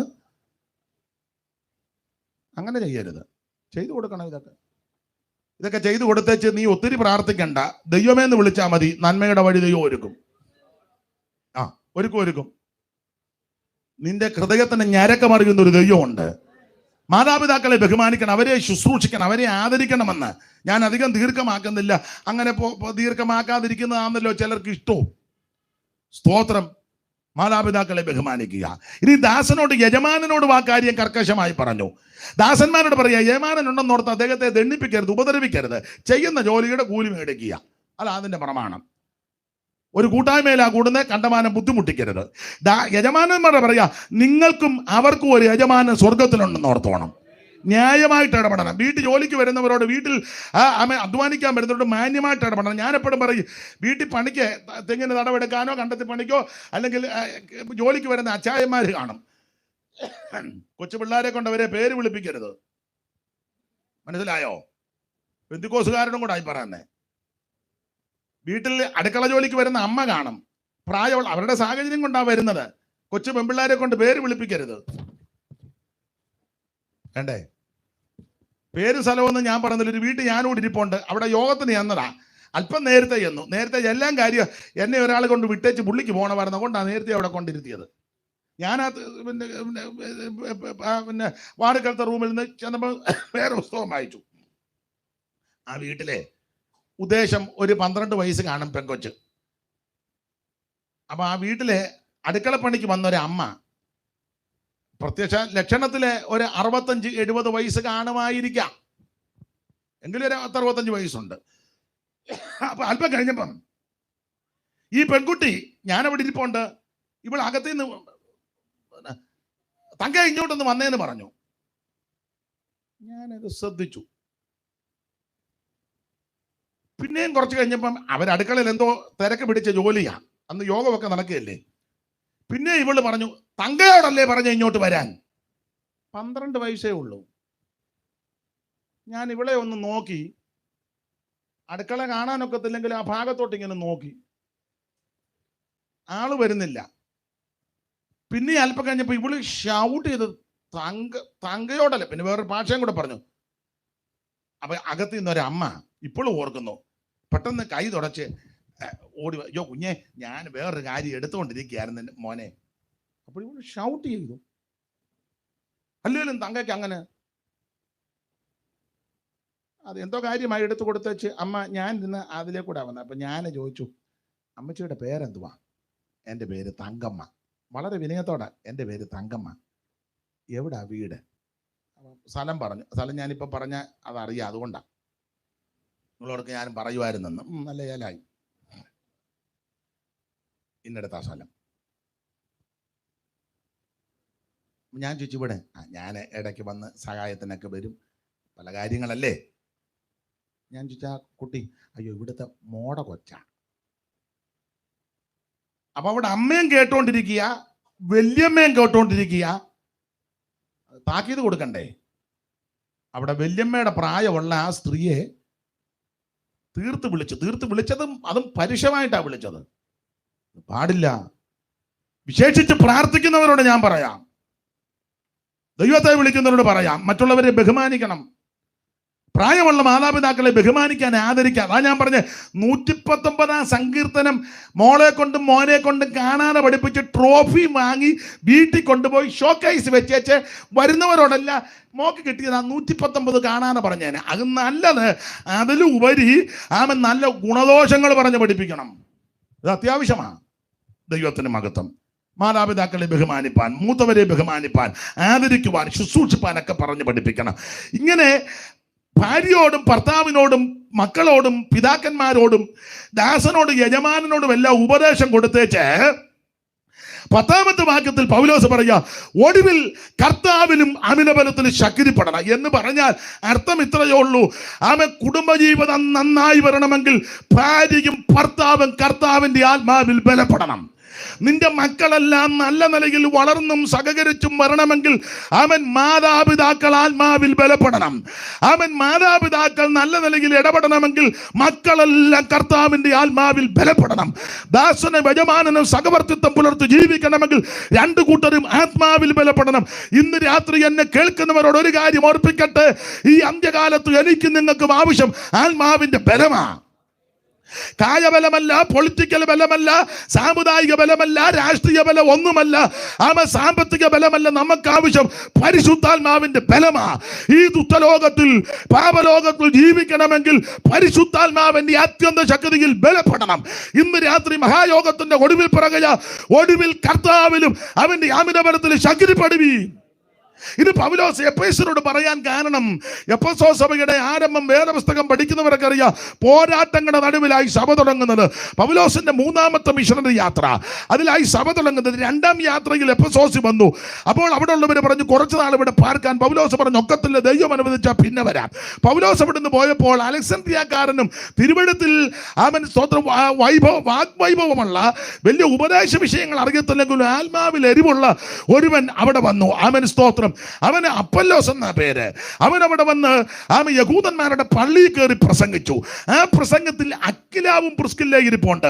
ഇവന്റെ പ്രസംഗവും ചടുലതയും വാഗ്വൈഭവവും ഇവന്റെ ആ തീക്ഷ്ണതയും ഒക്കെ കണ്ടപ്പോൾ അക്വിലാവിനും പ്രിസ്കില്ലയ്ക്ക് മനസ്സിലായി ഇവൻ കർത്താവിൽ പ്രയോജനപ്പെടും. അതുകൊണ്ട് അവനെ അവർ ചേർത്ത് നിർത്തി. എനിക്ക് ഒരു ദൂറ് പറയാ, ആരെങ്കിലും കർത്താവിൽ പ്രയോജനപ്പെടുമെന്ന് കണ്ടാൽ നിങ്ങൾ അവരെ ചേർത്ത് നിർത്തണം. അല്ല, IPC ആണോ, ചർച്ചക്കോടാണോ, അസംബ്ലീസ് കോഡാണോ, ഷാരോനാണോ, നെയ്യാലാണോ, പെനിയേലാണോ, ദീപന്തക്കോസ് ആണോ, യാക്കോബയാണോ, മാർത്തോമയാണോ, ഇവാഞ്ചലിക്കലാണോ, CSI, അതൊന്നും നോക്കരുത്. ഒരുവൻ കർത്താവിൽ പ്രയോജനപ്പെടുമെന്ന് കണ്ടാൽ സ്തോത്രം, സമയം കൊണ്ടും ശരീരം കൊണ്ടും പണം കൊണ്ടും സാഹചര്യം കൊണ്ടും അവനെ കർത്താവിൽ പ്രയോജനപ്പെടുത്തണം. ഇന്നൊന്നും അങ്ങനൊന്നുമില്ല. എല്ലാം ഈ തരം നോക്കി ആ പ്രയോജനപ്പെടുന്നത്. അത് കാരണം പ്രയോജനപ്പെടുന്നുമില്ല. ഒരുവൻ കർത്താവിൽ പ്രയോജനപ്പെടുമെന്ന് കണ്ടാൽ സംഘടന നോക്കരുത്, ബോർഡ് നോക്കരുത്, അവന് വേണ്ട ഒത്താശ കൊടുക്കണം. അക്വിലാവിനും പ്രിസ്കില്ലയ്ക്കും മനസ്സിലായി ഇവൻ കർത്താവിന് പ്രയോജനപ്പെടും. ആരാ? അപ്പല്ലോസ്. ഇവന്റെ എരിവും ചൂടുമൊക്കെ കണ്ടപ്പോൾ അവനെ ചേർത്ത് നിർത്തി ഉപദേശമെല്ലാം പഠിപ്പിച്ചവൻ മിടുമിടുക്കനായി.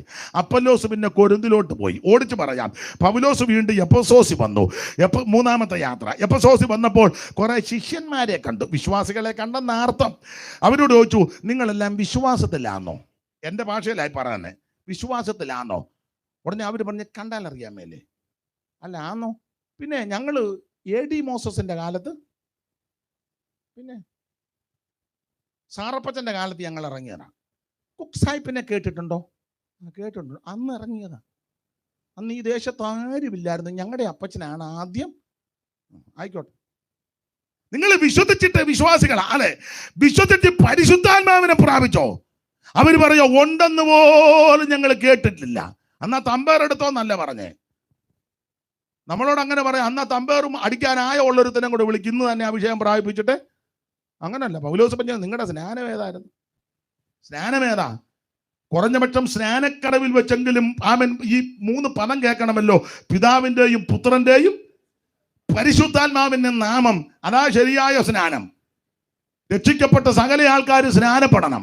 അതാണ് ശരിയായ സ്നാനം. തളിക്കുന്നതും കുടയുന്നതും മെഴുകിയെടുക്കുന്നതൊന്നും സ്നാനമല്ല.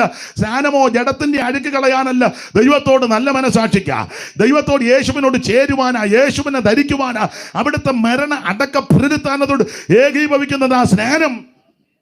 അത് യേശുനാമത്തിലുമല്ല മുങ്ങേണ്ടത്, പിതാവിന്റെയും പുത്രന്റെയും പരിശുദ്ധാത്മാവിന്റെ നാമത്തിൽ. അതാ പൗലോസ് ചോദിച്ച സ്നാനമേതാ? കാരണം കുടഞ്ഞ പക്ഷം സ്നാനക്കടവിൽ വെച്ചെങ്കിലും കേൾക്കണ്ടേ പരിശുദ്ധാത്മാവെന്ന പദം. ഇവർ പറഞ്ഞു ഉണ്ടെന്ന് പോലും കേട്ടിട്ടില്ല.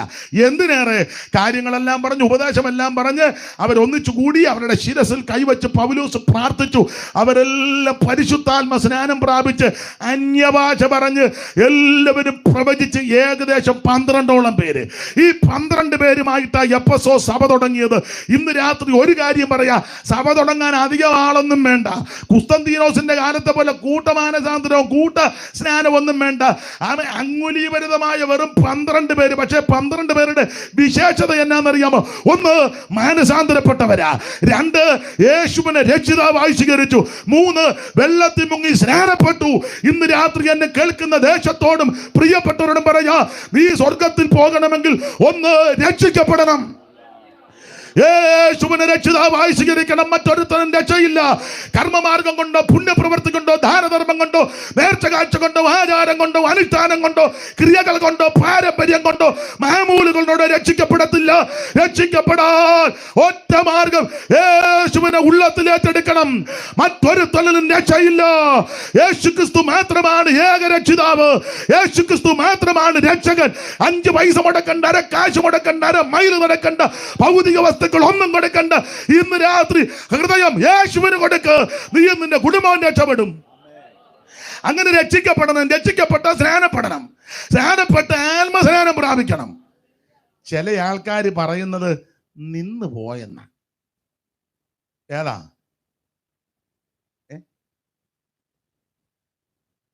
പരിശുദ്ധാത്മാവല്ല, അന്യഭാഷ.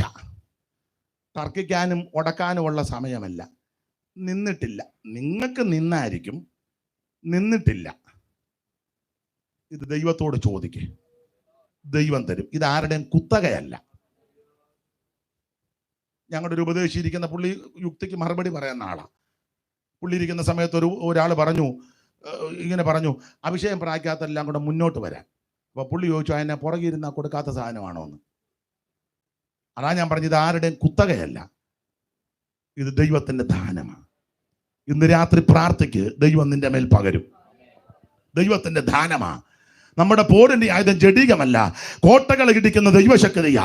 ഓടിച്ചവസാനിപ്പിക്കേണ്ട ദൈവത്തിന്റെ മകത്ത്. ഇത് ദൈവത്തിന്റെ ദാനമാ. അവർ രക്ഷിക്കപ്പെട്ട് സ്നാനപ്പെട്ട് ആത്മനിറവിനെ പ്രാപിച്ച 12 പേരുമായിട്ടാ എഫെസോസ് സഭ ആരംഭിച്ചത്. ദൈവത്തിന്റെ മകത്ത്. എഫെസോസ് പട്ടണത്തിന്റെ പ്രകൃതി വേദപുസ്തകം പഠിക്കുന്ന, ചരിത്രം പഠിക്കുന്നവർക്കറിയാം. മന്ത്രവാദികളുടെ ഈറ്റില്ലമായി പട്ടണം. യഹൂദന്മാര് വരെ ഇവിടെ മന്ത്രവാദികളാ. ആമൻ. പുരോഹിതന്മാരുടെ മക്കൾ വരെ മന്ത്രവാദികളാ. 1 മന്ത്രവാദികളുടെ ഈറ്റില്ലമായി പട്ടണം. അതുകൊണ്ടാ പൗലോസ് പറഞ്ഞത്, കർത്താവിലും അമിതബലത്തിലും ശക്തിപ്പെടണം. ഇന്ന് രാത്രി എന്നെ കേൾക്കുന്ന പ്രിയപ്പെട്ടവരോട് പറയാ, ആഭിചാരങ്ങളും മന്ത്രവാദങ്ങളും, മന്ത്രവാദത്തിന്റെ ആമൻ കെടുതികളൊക്കെ നമ്മൾ കണ്ടതല്ലയോ? മനുഷ്യനെ വരെ ആമൻ കണ്ടിച്ച് ആമൻ മൃഗബലി നടത്തുക. ഇങ്ങനെയുള്ള മന്ത്രവാദികൾ തിങ്ങിപ്പാർക്കുന്ന പട്ടണമായി എഫെസോസ് പട്ടണം. ആ പട്ടണത്തിൽ നിലനിൽക്കണമെങ്കിൽ കർത്താവിലും അമിതബലത്തിലും ശക്തിപ്പെടണം. ഇന്ന് രാത്രി എന്നെ കേൾക്കുന്നവരോട് പറയട്ടെ, മന്ത്രവാദികളെ ഈറ്റില്ലമാണ് എഫെസോസ് പട്ടണം. അത് 1ഉം 2ഉം മന്ത്രവാദികളല്ല, നിരവധി മന്ത്രവാദികൾ. അതും ലൊട്ടിലൊടുക്ക് മന്ത്രവാദിയല്ല, ഗ്രന്ഥം വെച്ച് പഠിച്ച മന്ത്രവാദികളാ. ആ ഭാഗമൊക്കെ വായിക്കുമ്പോൾ അറിയാം. അങ്ങനെയുള്ള മന്ത്രവാദികൾ പുസ്തകം കത്തിച്ചപ്പോൾ 50,000 വെള്ളിക്കാശിന് വില വരുന്ന പുസ്തകം. അപ്പോൾ എഫെസോസിന്റെ കൊടപ്പടി 1 മന്ത്രവാദികളെ ഈറ്റില്ലം, 2 നിരവധി മന്ത്രവാദികള്, 3 ഗ്രന്ഥം വെച്ച് പഠിച്ച മന്ത്രവാദികള്, 4 പുരോഹിതന്മാരുടെ മക്കൾ തന്നെ മന്ത്രവാദികൾ. ആമൻ. 5 അർത്തമീസ് എന്ന് പറയുന്ന ഒരു വ്യാപാര ശക്തി ദേശത്ത് കുടിയിരിക്കുക. ഇതിന്റെ നടുവിൽ നിൽക്കുന്നവരോടാ പൗലോസ് പറഞ്ഞത്, ആമൻ, ഈ വിധത്തിൽ പോയാൽ ഒക്കത്തില്ല, ഒടുവിൽ കർത്താവിലും അമിതബലത്തിലും ശക്തിപ്പെടണം. ഇന്ന് രാത്രി ദൈവമക്കളുടെ ഉറപ്പിനും ധൈര്യത്തിനും നിങ്ങൾക്കറിയാം. ഒന്നുകൂടെ പറയാ, ആഭിചാരമോ മന്ത്രവാദമോ ശുദ്രമോ തന്ത്രമോ ഏത് ആഭിചാര ക്രിയകളുള്ള സ്ഥലമാന്നേലും ദേശമാന്നേലും ഭവനമാന്നേലും വേർപെട്ട ദൈവമക്കൾ ഒന്നുകൂടെ പറഞ്ഞ, രക്ഷിക്കപ്പെട്ട് സ്നാനപ്പെട്ട് പരിശുദ്ധാത്മ നിറവിനെ പ്രാപിച്ച് ആത്മനിറവിൽ ആരാധിക്കുന്ന ദൈവമക്കൾ അങ്ങനെയുള്ള ഇടങ്ങളിലോ സ്ഥലങ്ങളിലോ ഭവനങ്ങളിൽ ചെന്നാൽ ഒരനർത്ഥവും നിനക്ക് ഭവിക്കത്തില്ല. ഒരു ബാറയും നിന്റെ കൂടാരത്തിൽ അടുക്കത്തില്ല. സകല കെട്ടുകളെ പൊട്ടിക്കുന്ന ദൈവാത്മാവിന്റെ വ്യാപാര ശക്തി. ഹല്ലേലൂയ. ഒരു ദോഷവും നിനക്ക് വരികയില്ല. ഇന്ന് രാത്രി ആത്മാവിൽ ബലപ്പെട്, ഒടുവിൽ കർത്താവിലും അമിതബലത്തിലും ശക്തിപ്പെട്. ഞാൻ പറയാനുണ്ട്, ഈ ആഭിചാരവും മന്ത്രവാദവും ഉള്ള സ്ഥലത്തൊക്കെ ദൈവമക്കൾ അങ്ങോട്ട് ചെന്നിരുന്ന് മുഴങ്കാലം മടക്കി പാട്ടുപാടി ആത്മാവ് നിറഞ്ഞ സകല കെട്ടും പൊട്ടും. നമ്മുടെ ഒരു ദൈവദാസൻ, അതുകൂടെ പറഞ്ഞങ്ങ് നിർത്താം. നമ്മുടെ ഒരു ദൈവദാസൻ വർഷങ്ങൾക്ക് മുമ്പ് അദ്ദേഹം പറഞ്ഞതാ, കോട്ടയം ടൗണിൽ നിൽക്കുക KSRTC സ്റ്റാൻഡിൽ. അപ്പോൾ അദ്ദേഹം അവിടെ നിൽക്കുമ്പോൾ കോഴിക്കോട്ടുകാരൻ ഒരു മുസ്ലിയാരെ പരിചയപ്പെട്ടു. ഇവർ തമ്മിൽ സംസാരിച്ചു. അപ്പൊ ഇദ്ദേഹം ഉപദേശിയാണെന്ന് പുള്ളിക്ക് പെട്ടെന്ന് പിടികിട്ടിയില്ല. ഇദ്ദേഹം ആദ്യം പറഞ്ഞുമില്ല. ഇവർ തമ്മിൽ ഇങ്ങനെ സംസാരിച്ചപ്പോൾ അദ്ദേഹത്തിനോട് ചോദിച്ചു, പേരെന്താ? അപ്പൊ പറഞ്ഞു, പേര് അബ്ദുള്ള. എവിടെ പോകുന്നു? കാഞ്ഞിരപ്പള്ളിക്ക്. എന്നാ കാര്യം? അപ്പൊ പുള്ളി പറഞ്ഞു ഒരു കാര്യമുണ്ടെന്ന് പറഞ്ഞു, അതിന് പോവുക. ആട്ടെ, അപ്പൊ അതൊരു കാര്യത്തിന് പോവുക. അപ്പൊ ഇവര് സംസാരിച്ചപ്പോ ചോദിച്ചു, എന്തോ ശക്തിയെ കൊണ്ടാ ഇതൊക്കെ ചെയ്യിപ്പിക്കുന്നേ? അപ്പൊ അദ്ദേഹം പറഞ്ഞു, ജിന്നിനെ വിട്ടാ ഇത് ചെയ്യിപ്പിക്കുന്നെന്ന്. അപ്പൊ ഈ ഉപദേശി പുള്ളിയോട് ചോദിച്ചു, അത്രയ്ക്ക് ശക്തനാന്നോ ജിന്നെ? അപ്പൊ പറഞ്ഞു, അതിനെ വിട്ട് ഞങ്ങൾ അത് ജയിപ്പിക്കും, ഇത് ജയിപ്പിക്കും, അങ്ങനെ ഇങ്ങനെ അതൊക്കെ പറഞ്ഞു. അപ്പൊ പുള്ളി ചോദിച്ചു, കടമറ്റത്ത് കത്തനാരെങ്ങനുണ്ട്? ഉടനെ പുള്ളി പറഞ്ഞു, ജിന്നിന്റെ മുന്നിൽ ഒന്നുമില്ലെന്ന് പറഞ്ഞു. വേറെ ഒന്ന് രണ്ട് പേര് ഒക്കെ ഞാൻ പൊതുവെ പറയാൻ പറഞ്ഞു, ഈ പുള്ളിയുടെ മുന്നിൽ അവരൊന്നുമില്ലെന്ന് പറഞ്ഞു. അത്രയ്ക്ക് ശക്തനാ, എന്തും ചെയ്യിപ്പിക്കും, അത്രയ്ക്ക് ശക്തിയാ. ഇതെല്ലാം പറഞ്ഞേച്ച അദ്ദേഹം ഒടുവിൽ പറഞ്ഞു, പിന്നെ പുള്ളി പറഞ്ഞ ഭാഷ അതുപോലെ പറയാം. പുള്ളി പറഞ്ഞ ഈ ബെന്തിക്കോസുകാരെന്ന് പറയുന്നൊരു ഗ്രൂപ്പുണ്ട്. പുള്ളി പറഞ്ഞതാ, പുള്ളി പറഞ്ഞ ഭാഷയാ. കാതും കഴുത്തും പറിച്ച കുറെ പെണ്ണുങ്ങളും മീശ വടിച്ച കുറെ ആണുങ്ങളും യവന്മാരൊരു പൊട്ടിയ തമ്പേറുമായിട്ട് നടക്കും. ഞങ്ങൾ ഇങ്ങനെയൊക്കെ ചെയ്യുന്ന പല സ്ഥലങ്ങളിൽ യുവന്മാരങ്ങോട്ട് കയറി തമ്പേറടിച്ച് പാട്ട് പാടി ഏതാണ്ടെല്ലാം കലിബിലാന്നല്ല ഇതുങ്ങൾ കിടന്ന് പറയുക, അലക്കുകയും ചെയ്യും. എന്നാന്നറിയാമില്ല, ചെയ്യുമ്പം ഞങ്ങൾ കെട്ടിയ സകല കെട്ടും പൊട്ടുവന്ന്. ഇങ്ങനല്ല പറഞ്ഞ, വേറെ ഭാഷ അതെല്ലാം ഇപ്പൊ പറയാൻ ഒക്കത്തില്ല. ഞാൻ ദൈവമക്കളോടൊരു കാര്യം പറയാം, ഞാൻ എൻ്റെ ഭാഷയിൽ പറയാം. ഏത് ആഭിചാരവും മന്ത്രവാദവും ക്ഷുദ്രവും ഏത് ദോഷശക്തികളുള്ള സ്ഥലമാന്നേലും വീടാന്നേലും ദേശമാന്നേലും വേർപെട്ട ദൈവമക്കൾ, പരിശുദ്ധാത്മ നിറവിനെ പ്രാപിച്ച ദൈവമക്കൾ, ആത്മാവിൽ ആരാധിക്കുന്ന ദൈവമക്കൾ, അന്യഭാഷ പറഞ്ഞ് നൃത്തം ചെയ്ത് ആരാധിക്കുന്ന ദൈവമക്കൾ, പരിശുദ്ധാത്മ നിറവിൽ ആരാധിക്കുന്ന ദൈവ പൈതൽ, അങ്ങനെയുള്ള ബന്ധനങ്ങളുള്ള ആഭിചാരമുള്ള മന്ത്രവാദമുള്ള ക്ഷുദ്രമുള്ള സ്ഥലത്ത് അങ്ങോട്ട് അധികം പേരൊന്നും വേണ്ടെന്ന്, ഒത്തിരി പേരൊന്നും വേണ്ട, കൃപയുള്ള അഭിഷേകമുള്ള ആമ 2-3 അങ്ങോട്ട് ചെന്ന്, എൻ്റെ ഭാഷ പറയാ, തമ്പേറുണ്ടേലും ഇല്ലെങ്കിലും അങ്ങോട്ട് ചെന്ന് മുഴങ്കാലം മടക്കി സ്തോത്രത്തിൽ ജാഗരിച്ച് ആമ 2 ശീലി പാട്ട് പൊക്കുകയൊന്ന് പാടി, നീ കൈ പൊക്കുകയൊന്ന് അടിച്ചങ്ങോട്ട് ബലപ്പെട്ട് പരിശുദ്ധാത്മാവിനെ നടത്തിപ്പിൽ നിയോഗത്തിൽ ആത്മാവ് നിറഞ്ഞ് നീ ആരാധിച്ചു ദൈവത്തെ മഹത്വപ്പെടുത്തുമ്പോൾ സകല കെട്ടും പൊട്ടുമെന്നാ ഇന്ന് രാത്രി പറഞ്ഞത്. ഒരു ശക്തി നിന്നെ തൊടത്തില്ല. നിന്റെ കുടുംബത്തെ കാർന്നു നിന്നുന്ന, നിന്റെ തലമുറയ്ക്കെതിരെ വെല്ലുവിളിക്കുന്ന, ദേശത്ത് കുടുങ്ങിയിരിക്കുന്ന ആത്മാക്കളെ വിടുവാൻ തടസ്സമായി വ്യാപരിക്കുന്ന സകല അന്ധകാരത്തിന്റെ കോട്ടകൾ ഇന്ന് രാത്രി അടിഞ്ഞു മാറട്ടെ. ഒടുവിൽ കർത്താവിലും അവന്റെ അമിതബലത്തിൽ ശക്തിപ്പെട്, വിശ്വാസത്താൽ ഇന്ന് രാത്രി ബലപ്പെട്.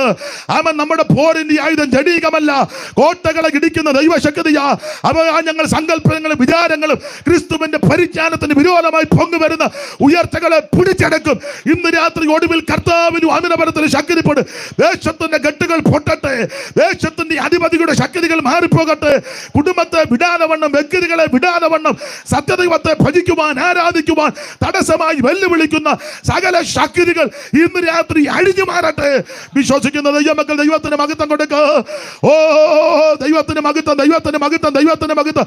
ഒടുവിൽ കർത്താവിലും അമിതബലത്തിൽ ശക്തിപ്പെടുവീൻ.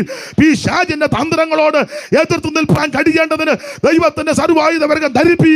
നമുക്ക് പോരാട്ടമുള്ളത് ജഡരക്തങ്ങളോടല്ല, വാഴ്ചകളോടും അധികാരങ്ങളോട്, ലോകത്തിന്റെ അന്ധകാരത്തിന്റെ അധിപതികളോട്, സ്വർലോകങ്ങളുടെ ദുഷ്ടാത്മ സേനയോട് ഇന്ന് രാത്രി വിശ്വാസത്താൽ നീ കൽപ്പിക്കുക.